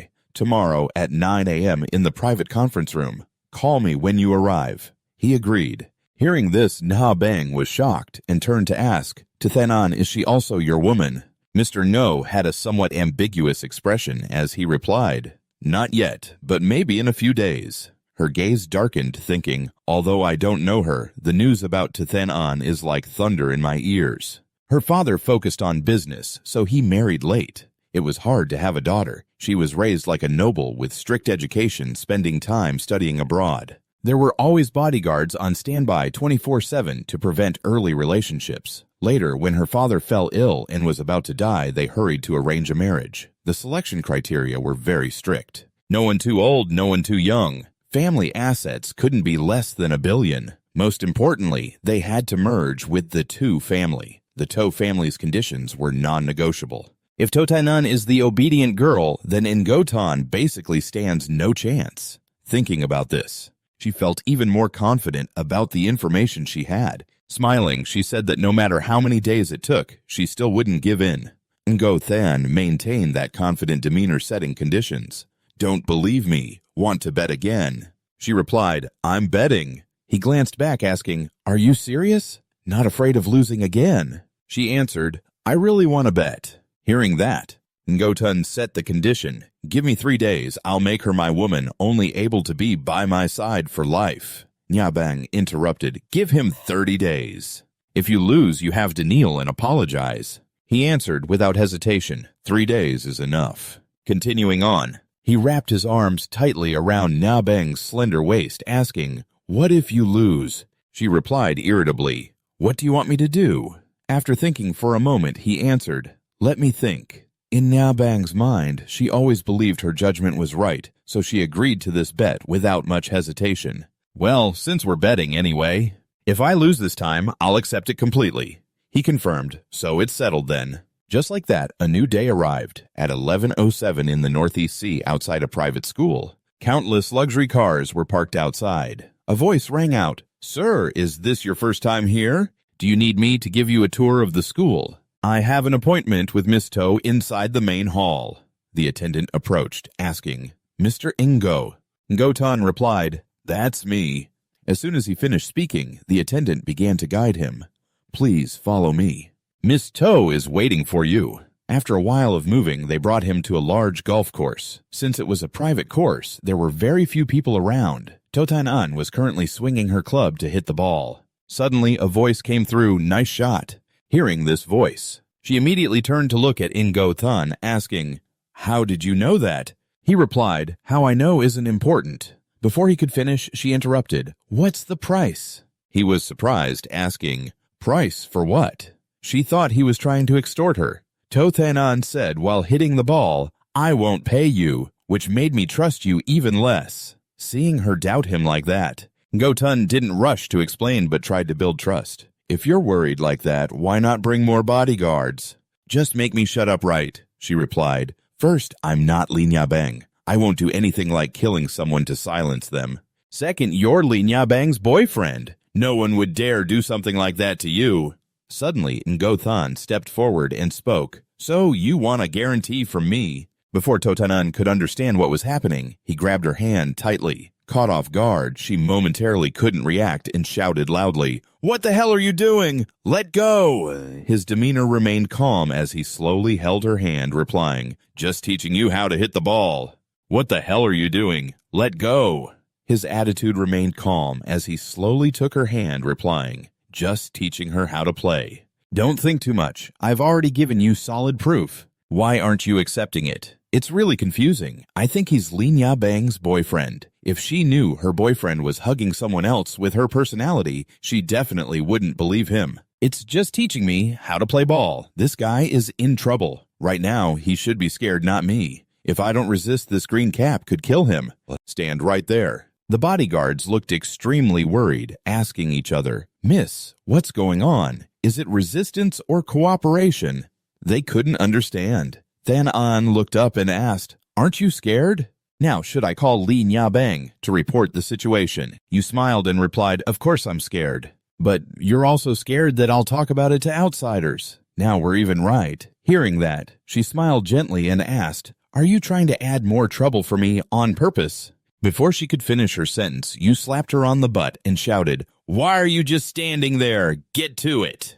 Pull your butt in a bit. I don't understand how you learned to play ball before." Once again, taken by surprise, Than-an didn't react in time. She gasped and exclaimed, "You!" The bodyguards behind couldn't hold back either. They quickly took out their phones to report to the madam. They reported the entire situation, "Madam Miss." Ngo-tun still didn't care about that. "You continued to pretend to teach Than-an. Let me teach you again. Pull your legs in a bit. Keep your shoulders level. That's right." While saying this, you moved closer and slapped her on the butt. "Is your pelvis crooked? If you're not sick, then pull it in." At that moment, Than-an stopped resisting and directly swung to hit the ball. "Like this, right?" You smiled and replied, "That's good. I have nothing more to teach you." Hearing that she was surprised and asked, "Why?" You answered, "Because your mother has sent someone to catch me." Switching scenes to the side of Totan-an's mother, the bodyguards were reporting the entire situation. "Madam, that man just hugged the young lady. The young lady was also chatting and laughing with him. Right, he even slapped the young lady's butt. It looked like he was teaching her how to play ball, but also... Right, the young lady came today to wait for him." After hearing this, she couldn't hold back her anger. She shouted, "Wait there! I'm coming right now! Don't let him get away!" After reporting the situation, the bodyguard looked at the two people standing there and said, "Understood, madam." Seeing things getting tense, Than-an couldn't help but worry and turned to ask, "What should I do if my mom comes?"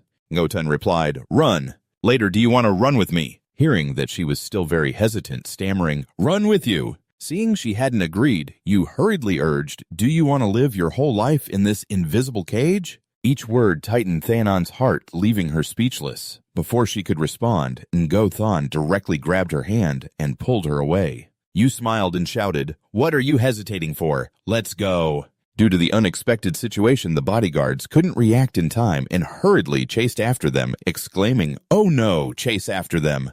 But at that moment, Ngo-tun and Than-an had already jumped into the car and sped away, leaving them helpless. They all stood still, quickly reporting to the madam. One person picked up the phone and said, "Madam, the young lady ran off with that man." Upon hearing this, the madam angrily shouted, "What did you say?" At the same time, on In-go-than's side, he was showcasing his top-notch driving skills, swerving and zigzagging like the wind. Once things settled down, you asked, "Aren't you scared?"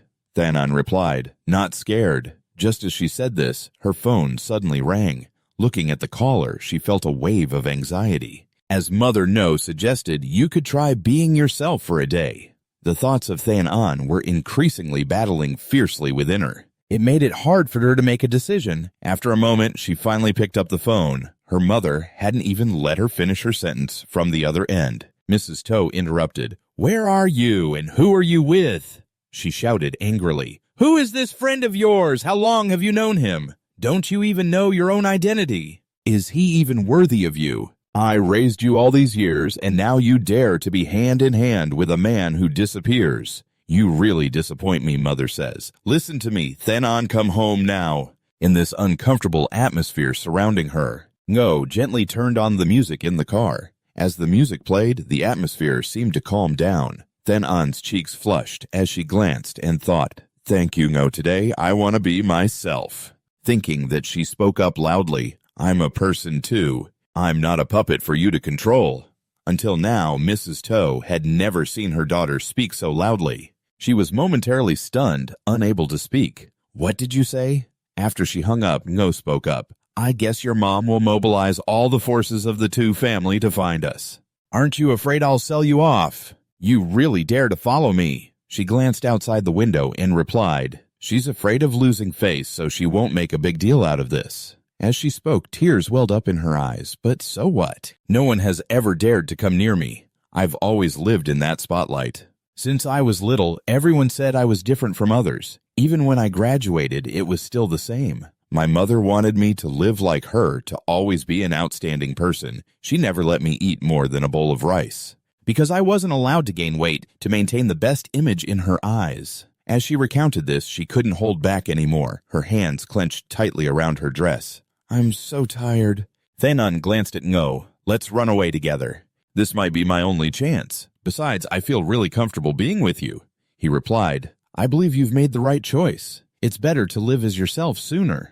Suddenly, her cheeks flushed. She looked down and asked, "You're Lin Yabang's boyfriend, right?" As she spoke, she gently unbuckled her seatbelt. "You're worried she might find out about this, right?" "Huh."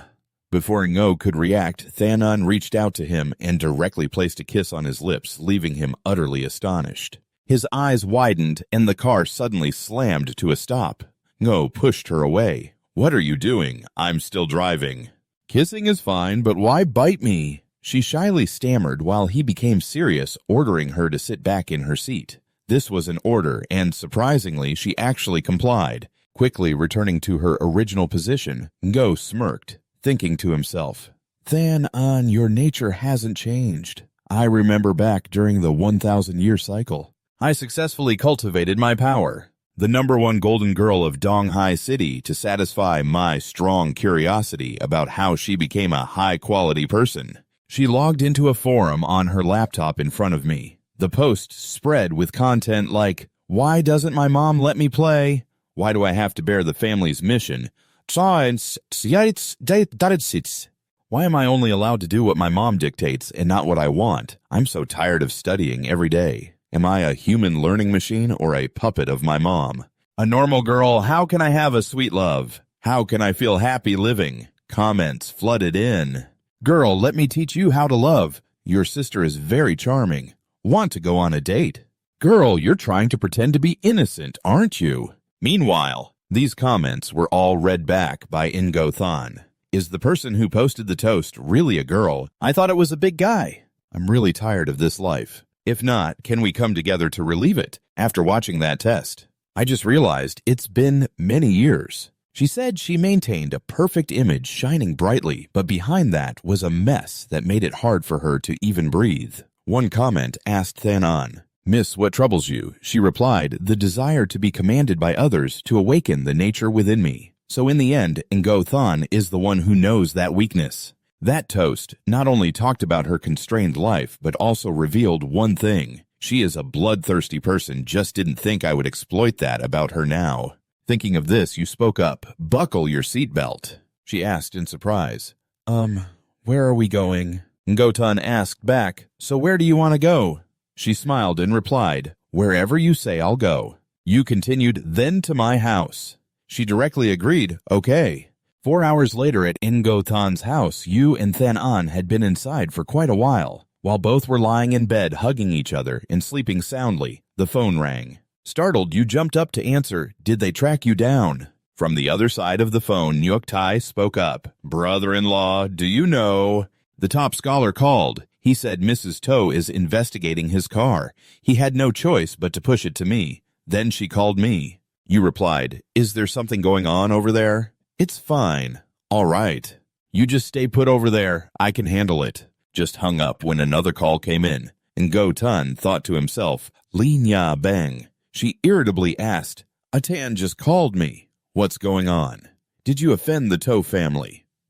"Aussie." Yu calmly asked back, "Do you really want to know?" She replied, "If you want to say it, then say it." Hearing that, Go Tun casually held the phone towards Thanan. Wait a moment. Say a few words." She looked a bit confused and exclaimed, Say what?" Yu continued, "Say whatever you want."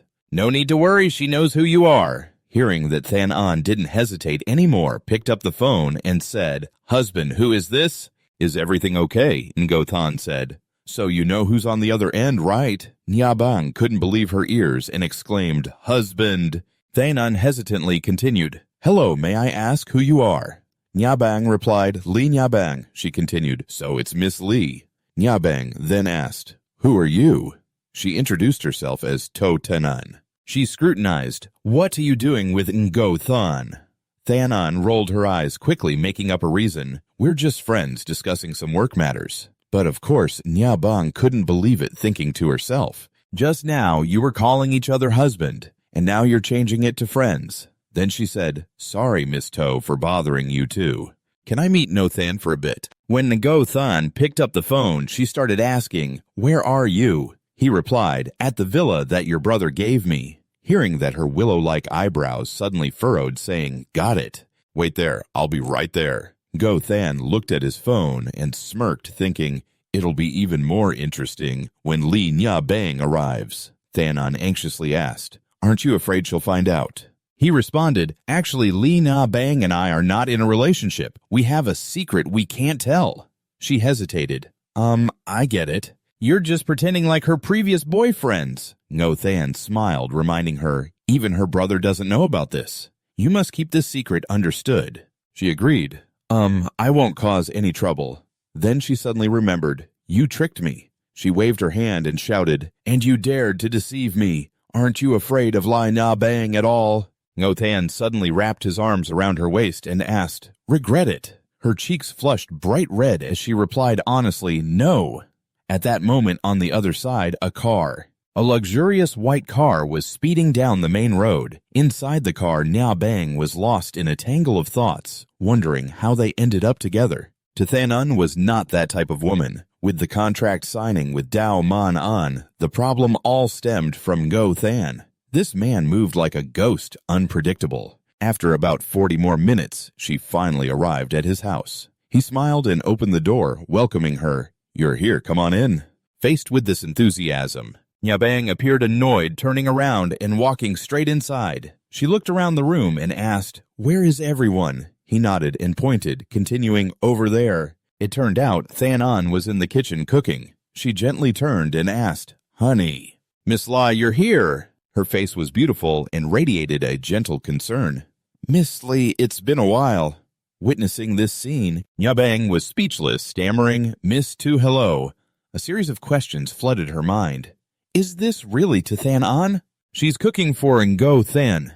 Thanan then said, "Everyone just sit and wait a moment. The soup is almost done, just frying some eggs and we can eat." Growing more suspicious, Nyabang pulled No Than aside and asked, "Can you explain?" He smiled and replied, "What is there to explain? She's my woman." She directed her gaze at Thanan, asking back, "Your woman? Why did she suddenly become your woman? Since when?" He straightforwardly replied, "Today." She exclaimed, "Today? How come you two knew each other before?" He answered, "We didn't know each other." Hearing that, she was shocked. Are you joking?" Just then the food was ready. Thanan cheerfully called out, "Dinner's ready, honey." She slowly took off her apron and added, "Honey, please help me set the table." "Help. I'm going to wash my hands." Before brushing past Na Bang, she didn't forget to urge, Miss Lai, don't just stand there. Sit down and we'll eat. Having said that before Na Bang could respond, she had already closed the door and entered the bathroom. With Tan An no longer there, Nya Bang pulled No Than's hand and whispered, No Than, come here. Just then, Tan An peeked her head out and asked, Honey, the laundry is done right. It's hanging on the balcony. Seeing that expression from Tan An, Nya Bang couldn't help but feel uneasy. The gentle demure images of a true family woman kept flashing in her mind. I've hung the clothes up, honey. The soup and rice are ready, honey. The more she thought, the more uncomfortable she felt. But because she had no status, she couldn't do anything else. After biting her lip and enduring a little while later, all three of them sat down at the dining table. Tan An cheerfully said, All right, let's eat. She picked up a piece of food and directed it towards Ngo Than. Try this. It's been a while since I cooked. I wonder if it suits your taste. Nya Bang felt uncomfortable thinking to herself, still wanting to feed Ngo Than so intimately, huh? He casually replied, Yeah, it's really good. Tan An urged, Miss Lee, you should eat too. Unable to bear it any longer, Nya Bang decided to speak up. How long are you planning to watch them flirt? I need to take the initiative. Miss To, how long have you known Ngo Than? She smiled and replied, Not long. We met at first sight. Just one look, and I knew he was the one I had always been searching for. Nya Bang was astonished, unable to believe her ears.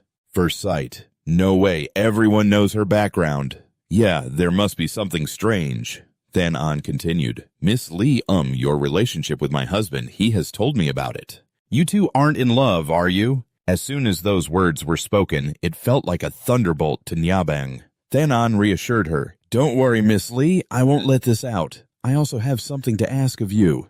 Our relationship can't be known to outsiders, so I want you two to continue pretending to be in love. Even if there are some intimate actions, I won't mind. I see you just sitting there. Ngo Tun reminded her, What are you looking at? Just eat. Tan An was also busy picking up food. Yeah, eat up. Try the shrimp. It's really good. As she spoke, she leaned against him.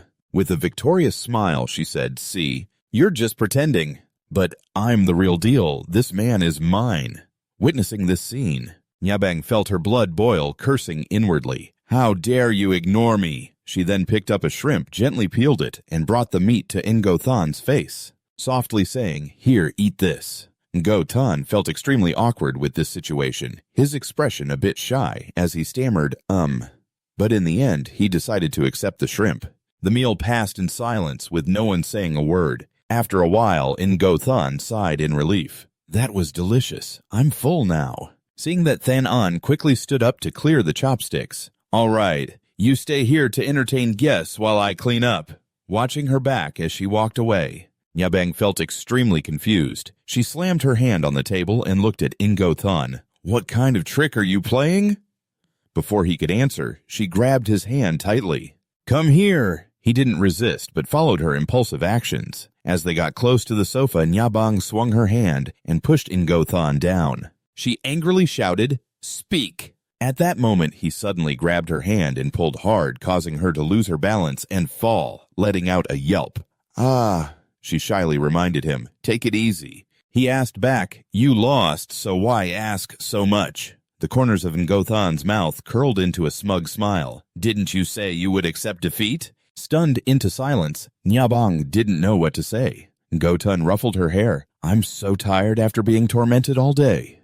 Can you give me a massage? Hearing that Nya Bang felt very uncomfortable, but since she had lost, she had to accept it. Should I massage you here or in your room? He replied, It's not comfortable here. Let's go to the room. 10 minutes later, Tan An had finished clearing the chopsticks. When she came out, she found no one there. Honey, where is everyone?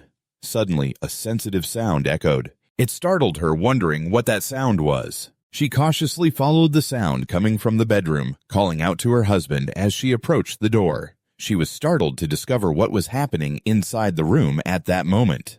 Nya Bang was massaging the back of No Tun, who was sleeping. She was shocked, thinking to herself, Is Li Nya Bang really giving No Tun a massage? A woman like her knows how to take care of a man. Ngo Tun quickly noticed Tan An's presence. He turned and smiled, saying, You finished your bath, you must be tired. You should rest a bit. We'll be done soon. In Thanon's mind, another thought suddenly popped up. Li Nyabang didn't seem to notice that she was being watched. Could it be that she's not so different from me? Right. If that's the case, then Li Nyabang and I are on the same path. She's someone I can relate to. If Ngo Than can win over Li Nyabang, then he must be even more impressive than I imagined. With that thought, she quickly ran inside and rushed towards Nyabang, startling her. She smiled and said, "Sister, let's do this together." Nyabang exclaimed, "Huh?" She didn't understand what was happening, watching Thanon diligently massage Ngo Than and thinking, what the hell is going on? This woman sees her man being massaged by someone else, and instead of getting angry, she joins in and even calls her sister. What on earth is wrong with Totanan? Could she be mentally unstable? No way. If she were, she wouldn't have such a perfect reputation. Only someone with enough self-control could show such excellence. How on earth did Ngo Than manage to make Totanan love him to the point of obsession? Just then, Thanon interrupted her train of thought. "Sister, what are you thinking? Keep massaging." Ngo Than looked up and reminded her, "That's right, Thanon, don't forget to take your medicine." Hearing this, her cheeks flushed red as she smiled and replied, "Yes, I'll go downstairs to buy some." Seeing Thanon's demeanor, Nyabang was left speechless, thinking she really is something else. But then she brushed that thought aside. "No, that can't be right. Aren't you going to explain a bit?" Ngo Than. You sat up smiling as you continued. "How about you give me 100 million and I'll tell you the truth?" She didn't care about that and asked, "Cut the nonsense. I am too lazy to ask how you two are in love. To be honest, Tojia is investigating you because of your relationship with Tothanan, right?" You replied, "During the investigation, that wasn't the case. The real trouble now is that I took her away from home." Nyabang spoke up. "So, what are you planning to do about it? Are you going to be a son-in-law?" Ngotun sat up and replied, "Do you think I'm the kind of man who would go be a son-in-law?" She continued, "Breaking up, right?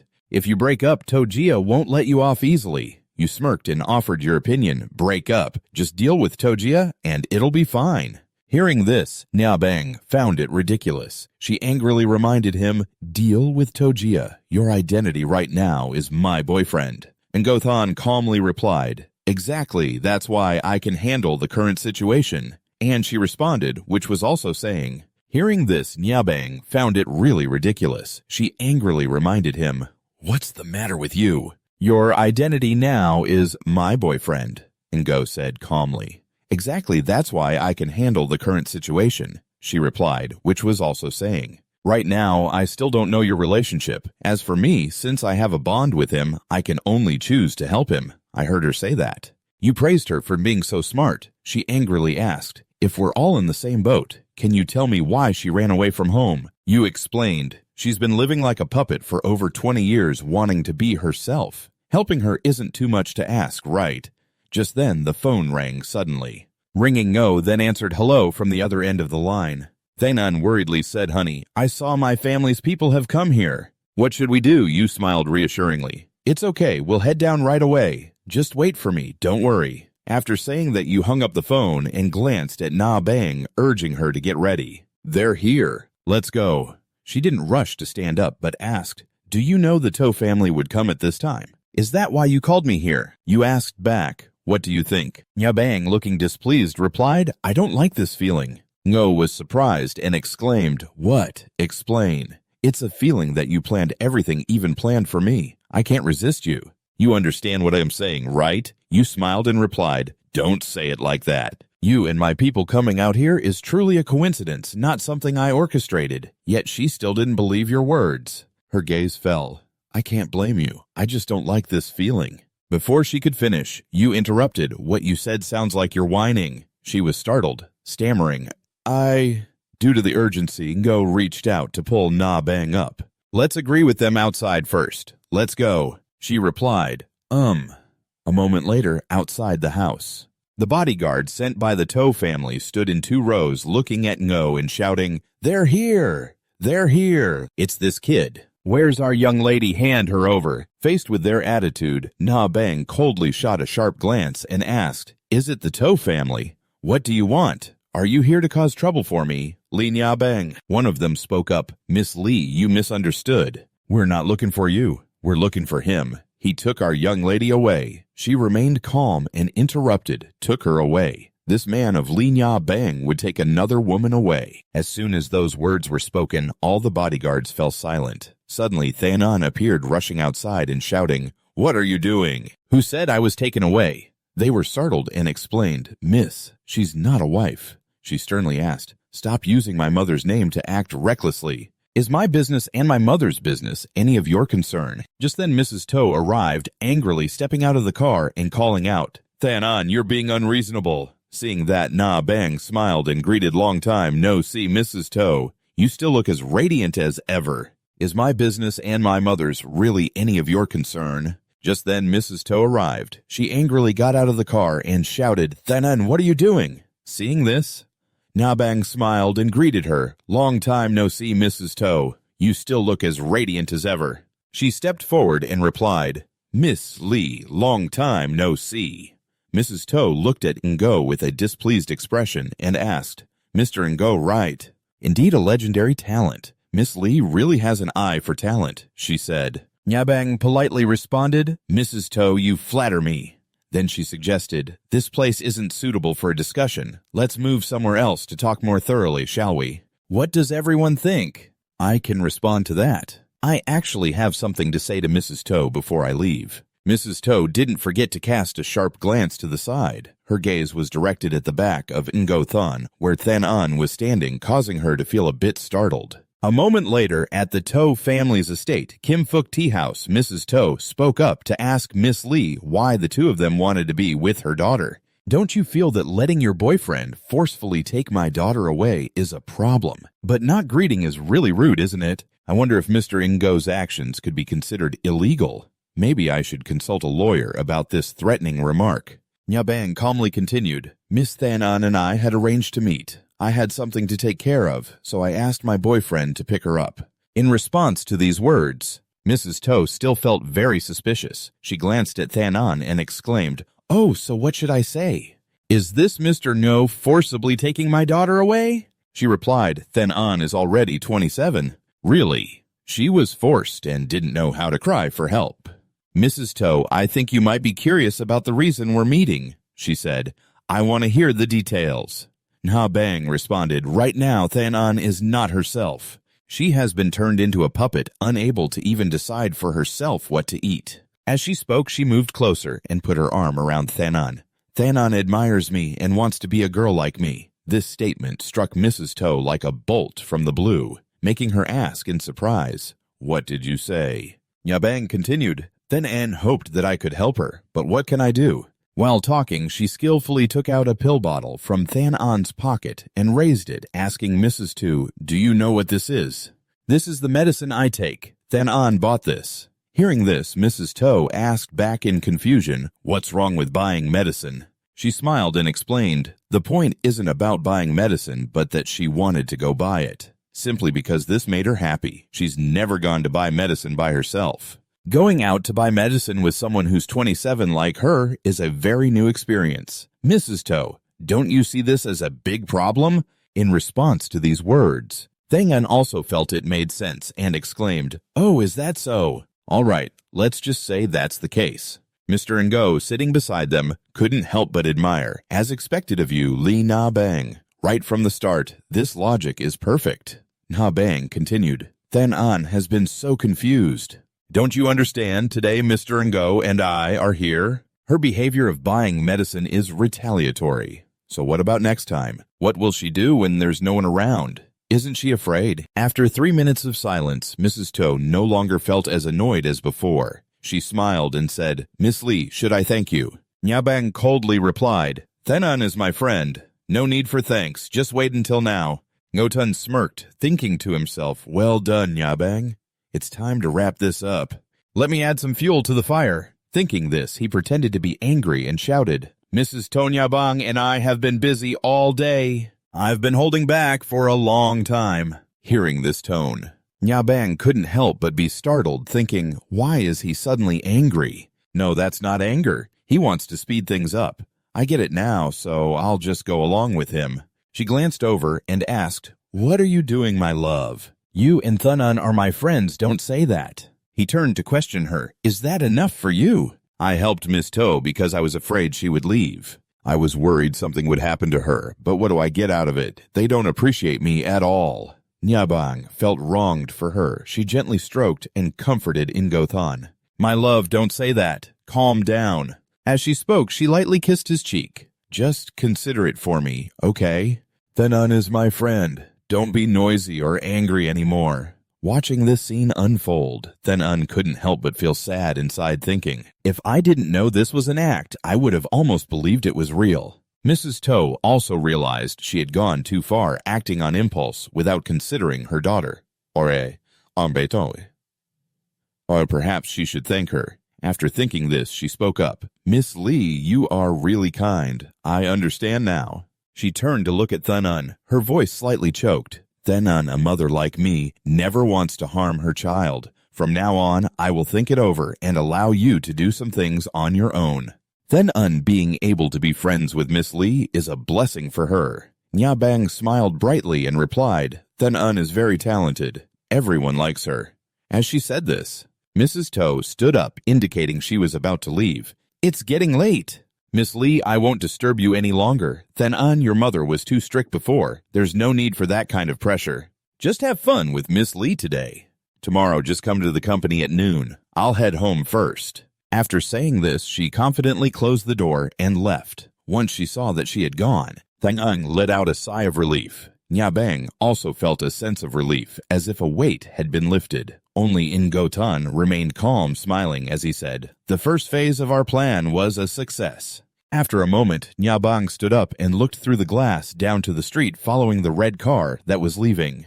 Totangan, your mother is gone. Moreover, there's no underground base here. Hearing this, Thenan hugged Ingothan tightly and pouted. Honey, were you really angry just now? Done. Looking at him with a fierce expression, the guy smiled and replied, Am I stupid? That was just an act. Look at this cheesy scene. Nyabang couldn't hold back and interrupted. Hey, you two, can you not?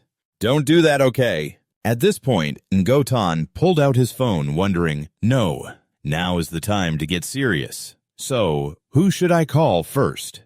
Suddenly, Nyabang rushed over, grabbing his hand tightly and shouted, Ngothan, what are you doing? Don't be ridiculous. He asked again, did I say I wanted to call out like that? She reminded him, annoyed, can you stop playing around? It's fine now. Madam To won't pursue anything with you anymore. You can meet Miss To later. What more do you want? Hearing this, Ngothan looked at Thenan. He asked Thenan, so will we continue to meet secretly, like a secret date? Do you like that? I don't want you to be with me. I have to find a way to make sure you don't suffer.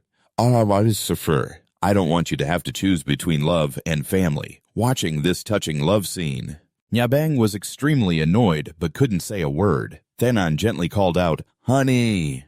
Suddenly, Ngothan hugged Thenan's shoulders tightly. Speaking of which, Thenan, listen to me. Right now, I want to make a phone call. Later, I need to contact someone else. I want you to take over To Corporation in the shortest time possible. Become the Vice President Kim, so you not only have a voice in the company, but also at home, so your mom can't control you anymore. She will understand.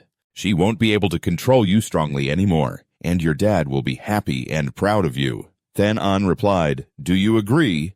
Faced with his very convincing words, she was still a bit hesitant, stammering, He didn't rush her, but gently called her name, Thenan. After thinking for a moment, she made a decision for herself, her hands tightening. Her expression became determined as she said loudly, I agree, just waiting to hear this. Ngothan took out his phone and accessed the contacts. He called someone and continued, okay, I'll start now. After a while of calling, Ngothan sat down and listened for news. Nyabang saw this and immediately moved closer, sitting right next to him, watching the scene. Thenan was burning with jealousy, thinking to herself, Miss Lee and my beloved husband are too close. She couldn't stand it and immediately rushed over. No, I want to think about this too.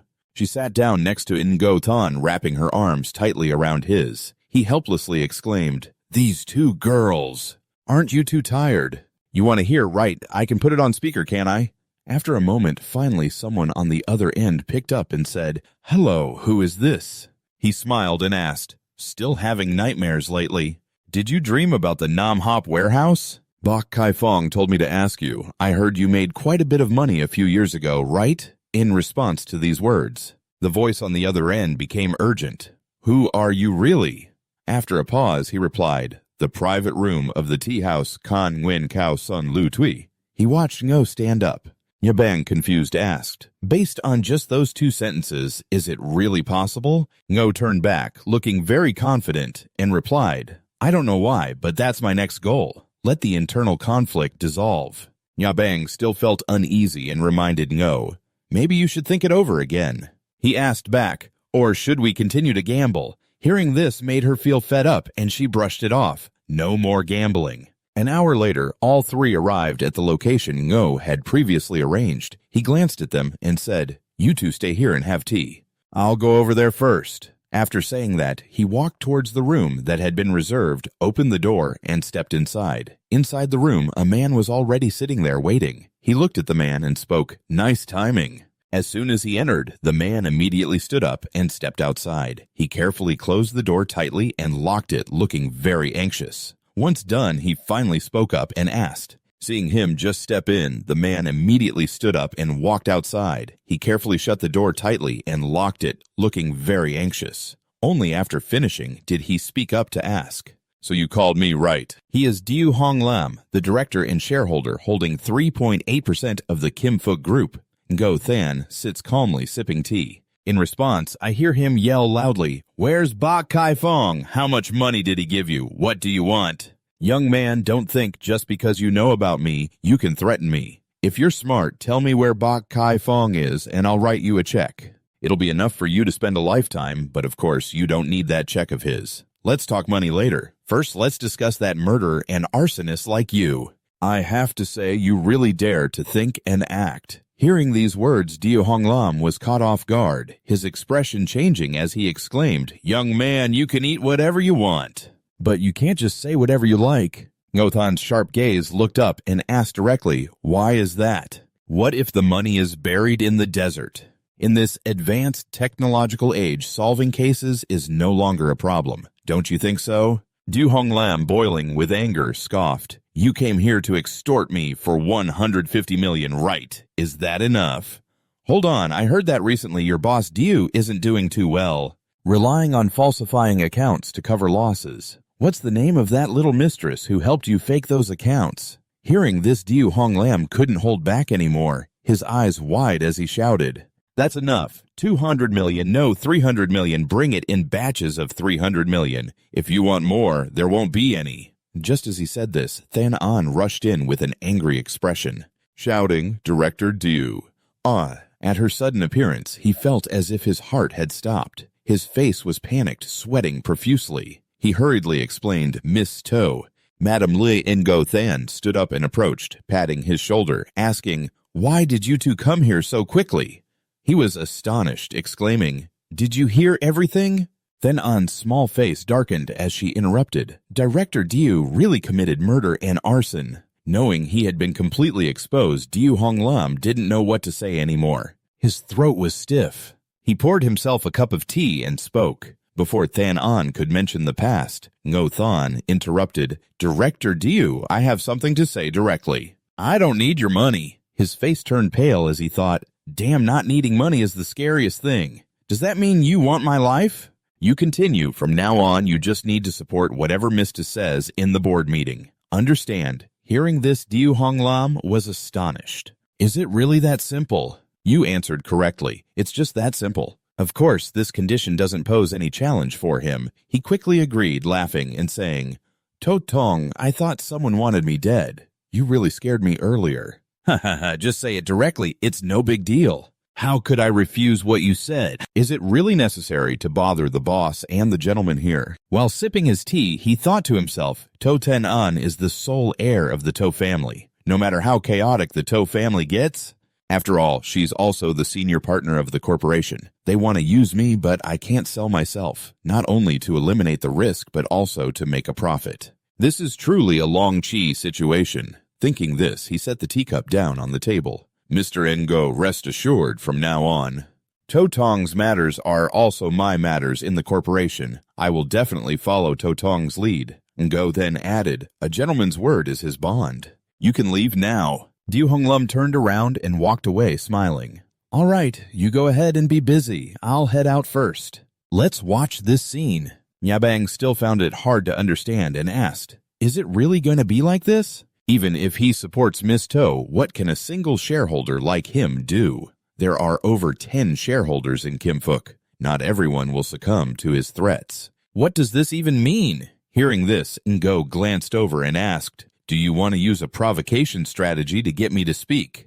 "You're too angry. I'm not joking with you. Earlier, you threatened me. If this trick gets exposed, it will be very serious.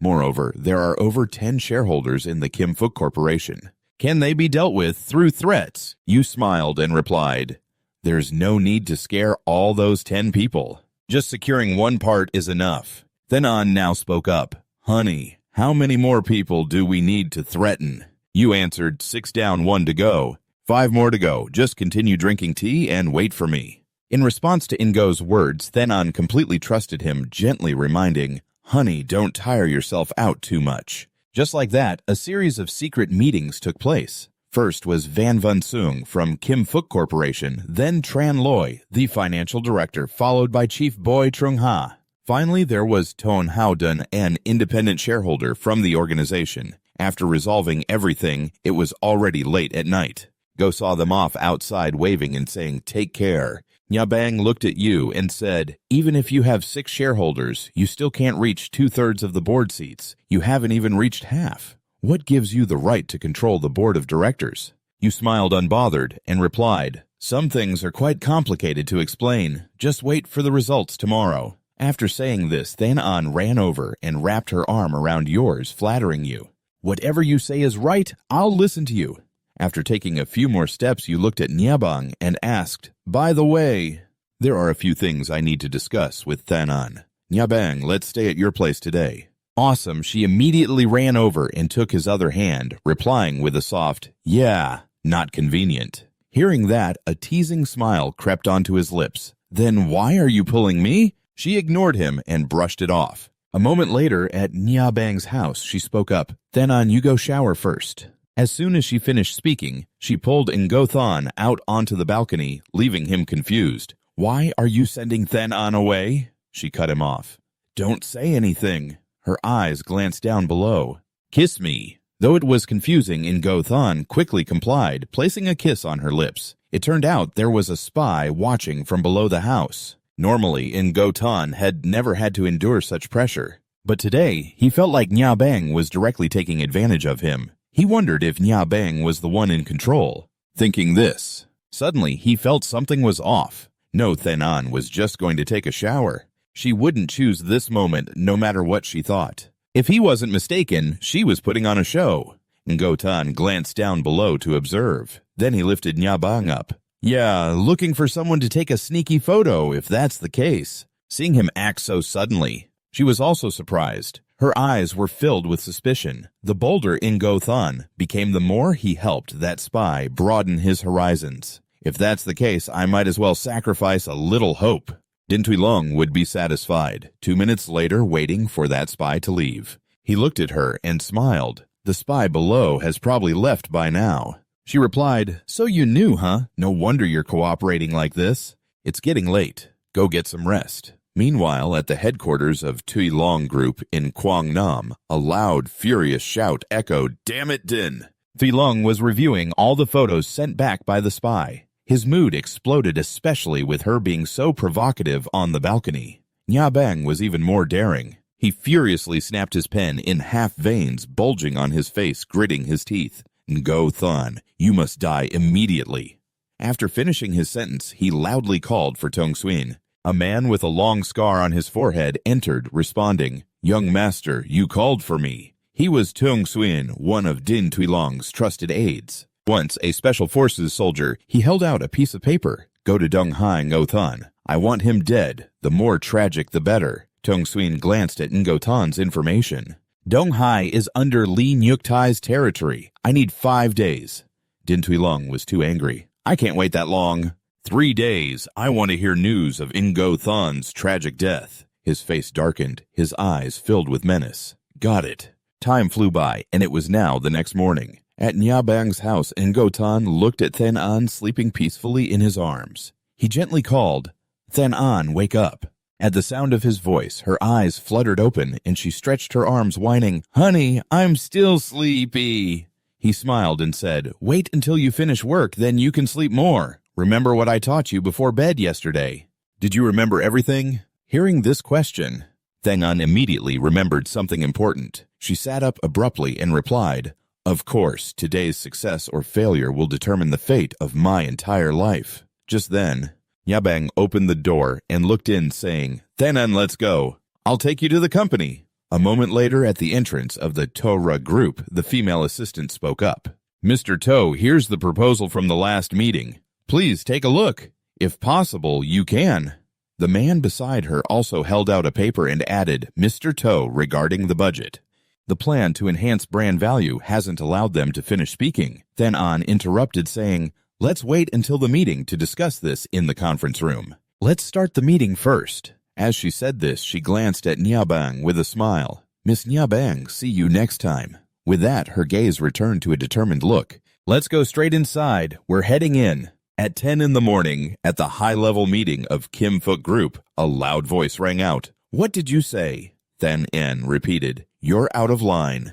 Then En looked her mother straight in the eye and said loudly, "Get Chudat and Dungquat out. If you don't agree, then let's hold a board meeting." Her mother angrily asked, "What you want to hold a board meeting?" The people present in the meeting room couldn't help but feel confused by the situation, thinking to themselves, "What's going on with these two?" Faced with Tofunyun's harsh attitude, Thenan no longer held back. "I'm the executive vice president of the company and a member of the board. Do you have the right to call board meetings?" "That's right. I'm the executive vice president. The dismissal of the security department and the deputy manager doesn't need a board resolution. Just decide on it. I'll inform the HR department after the meeting ends." Tofunyun still wouldn't back down. She slammed her hand on the table and asked, "What did they do wrong? Why were they dismissed without reason? This is a matter of fairness. The news will reach the media and negatively impact the company's reputation. Can you handle the consequences?" Thenan recalled what Ngotan had said the night before. At that time, the focal point will be Chudat and Dungquat from the company. They think. She replied, "It's not without reason that they were dismissed. I have my reasons." As she spoke, she slowly stood up. 5 days ago, our company's store on Dung High Street was robbed. That's the largest store in the country for the group, with the best decoration and supervision, as well as top-notch security. With that, she picked up the remote and turned on the large screen. For everyone in the boardroom to see Thenan continued, but a store like that was robbed. Outside, questions are being raised about the group's security capabilities. This has led to a drastic drop in stock prices for several consecutive days. As of now, the market value of the group has evaporated by 4 billion. Normally, the head of the security department, Chudat, should be held responsible.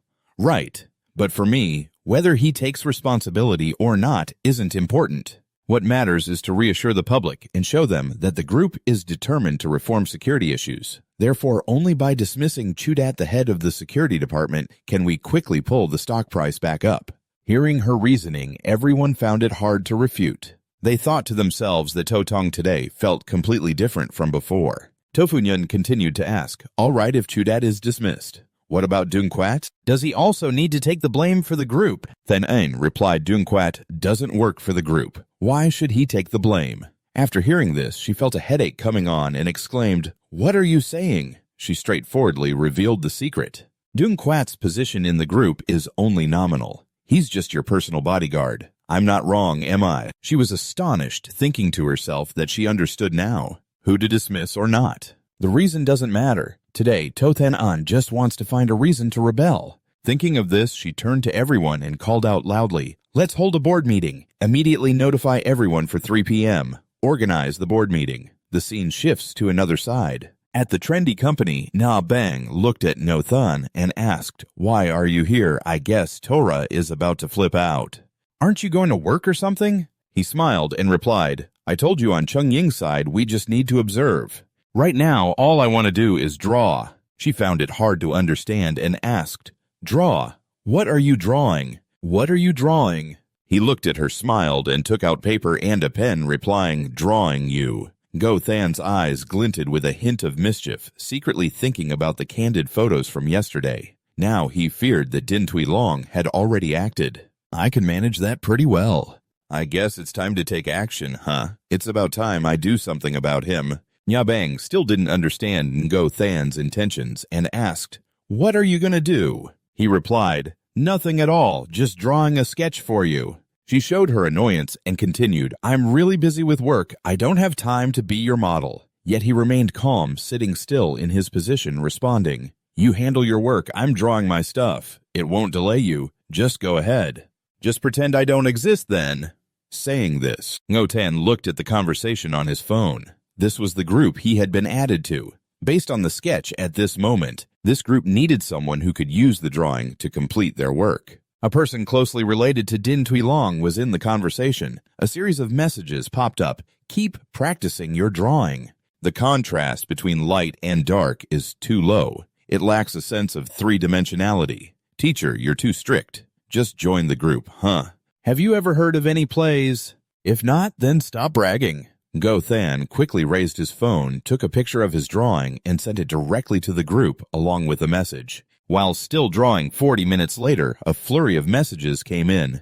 "Damn, who's that? Don't be vulgar, what the hell? Who's the girl in the drawing? She looks really talented. Where does she work? I work at the Fine Arts Association." Go Than smiled, feeling pleased, and thought, with this kind of atmosphere, how can she not come out? Just as he finished speaking, someone in the group messaged, "Hello, Teacher Tin Than. I have a daughter in middle school in her 3rd year. I hope you can give her some guidance." He had been waiting for this message and exclaimed joyfully, "Finally, it's here!" Lam Nguyen Butingu, Din Tui Long's senior from high school, was someone who held a unique position in his heart among other girls. This uniqueness was because they had a child together. Now she was 14 years old.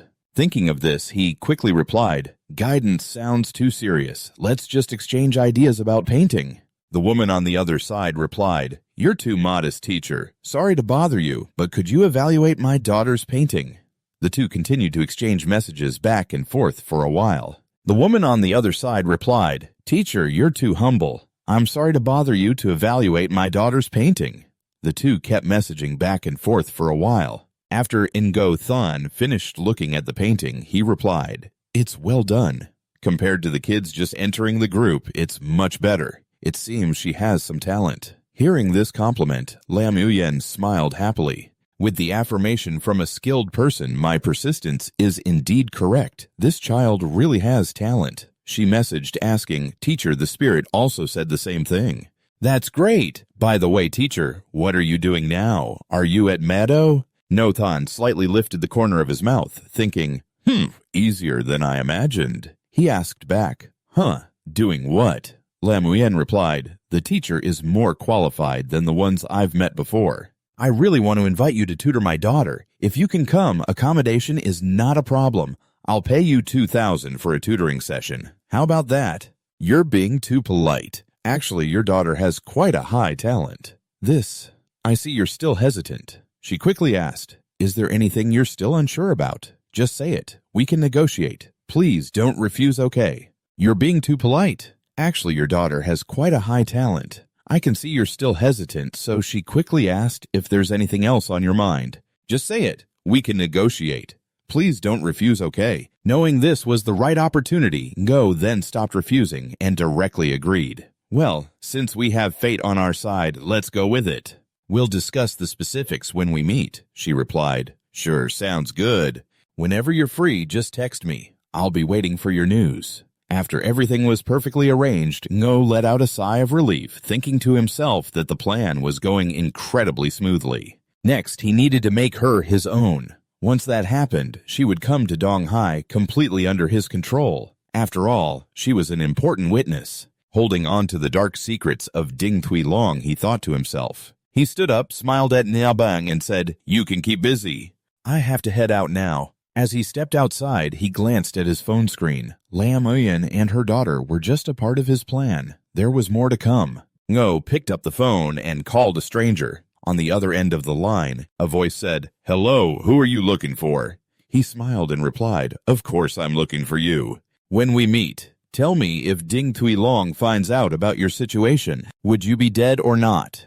The other person hearing this angrily shouted, What nonsense are you talking about? Who are you? He replied calmly, I don't know you. Why, I'm going to find Lai Nu Tai now. How about that? The other person then relented. Wait, my friend. Let's talk this over. He continued, All right, let's meet at 3 p.m. I'll send you the address shortly. The person on the other end gritted his teeth and agreed. Okay, he cheerfully exclaimed. Now that's more like it. A little while later at Kim Fook Corporation, the meeting began at 3 p.m. Mrs. To spoke up. Everyone please focus. Let's close the door for the board meeting. Let's get started. Then An spoke up. I'm sure everyone here has heard about the specific content of this temporary board meeting. Initially, this was just a minor issue. Since we have a board meeting, anyone with opinions can speak up. I hope those who oppose me can provide their reasoning. Don't oppose just for the sake of opposing. Hearing her words, everyone was taken aback, thinking to themselves that this was quite a strong warning. And of course, all of this was part of Ngo's plan. He had arranged for Ton Hao Dan to be there, thinking to himself, Good thing I knew the situation in advance. Otherwise, with Mrs. To like this. Having arranged everything, Ton Hao thought to himself thankfully he had anticipated the situation. Otherwise, To would be in a tough spot like this. It's going to be hard to adapt later. Suddenly, Mrs. To smiled and clapped her hands in praise. Not bad, not bad. Today, Thanon, you really made me look twice. After saying that, she angrily shouted, But about today, you can't do that. That's exactly it, you can't. Chudat has been with the corporation for 15 years, from security manager at the factory to the head of the corporate office. He is careful and responsible, a worker who has never made a mistake. If you do that, how can it not discourage other workers? Am I right? Everyone else agreed. That makes sense. I see it too. She smiled, thinking that Thanon didn't refute her. The council turned to her again. Good, keep thinking, she continued. This morning, you said to let Chudat resign quietly. Give him a compensation package. He has the right to refuse. If you force him out and bring it to arbitration, the competitors will exploit the media and make a fuss. The stock price will fluctuate. Everyone was in a frenzy. I agree with Mrs. To's opinion. There is indeed a risk like this. I see it that way too, and it has to be Mrs. To. Thanon suddenly interrupted. You say you're right. She says she's right. Talking like this won't lead to any practical opinions. Just make a decision already. Now those who support my proposal, raise your hands. Mrs. To glanced around and shouted, Let's see who dares. Under pressure, Du Hong Lam boldly raised a hand. She was shocked, thinking to herself that even one person raising their hand was a miracle. However, things didn't stop there. 2 more people raised their hands. Wait, there are still more. No, it can't be. Besides Du Hong Lam, even Bui Trong Ha Ton Hao and Van Van Sung Tong Win Min all raised their hands. And the last person was the one who shocked her the most. And then there was Tran Loi. Mrs. To couldn't handle this blow. She immediately questioned the others in front of her. I don't care about Tran Loi. After graduating from university, she joined the corporation, starting from a finance staff member and being promoted step by step. How did she reach this position? I need you to give me an explanation.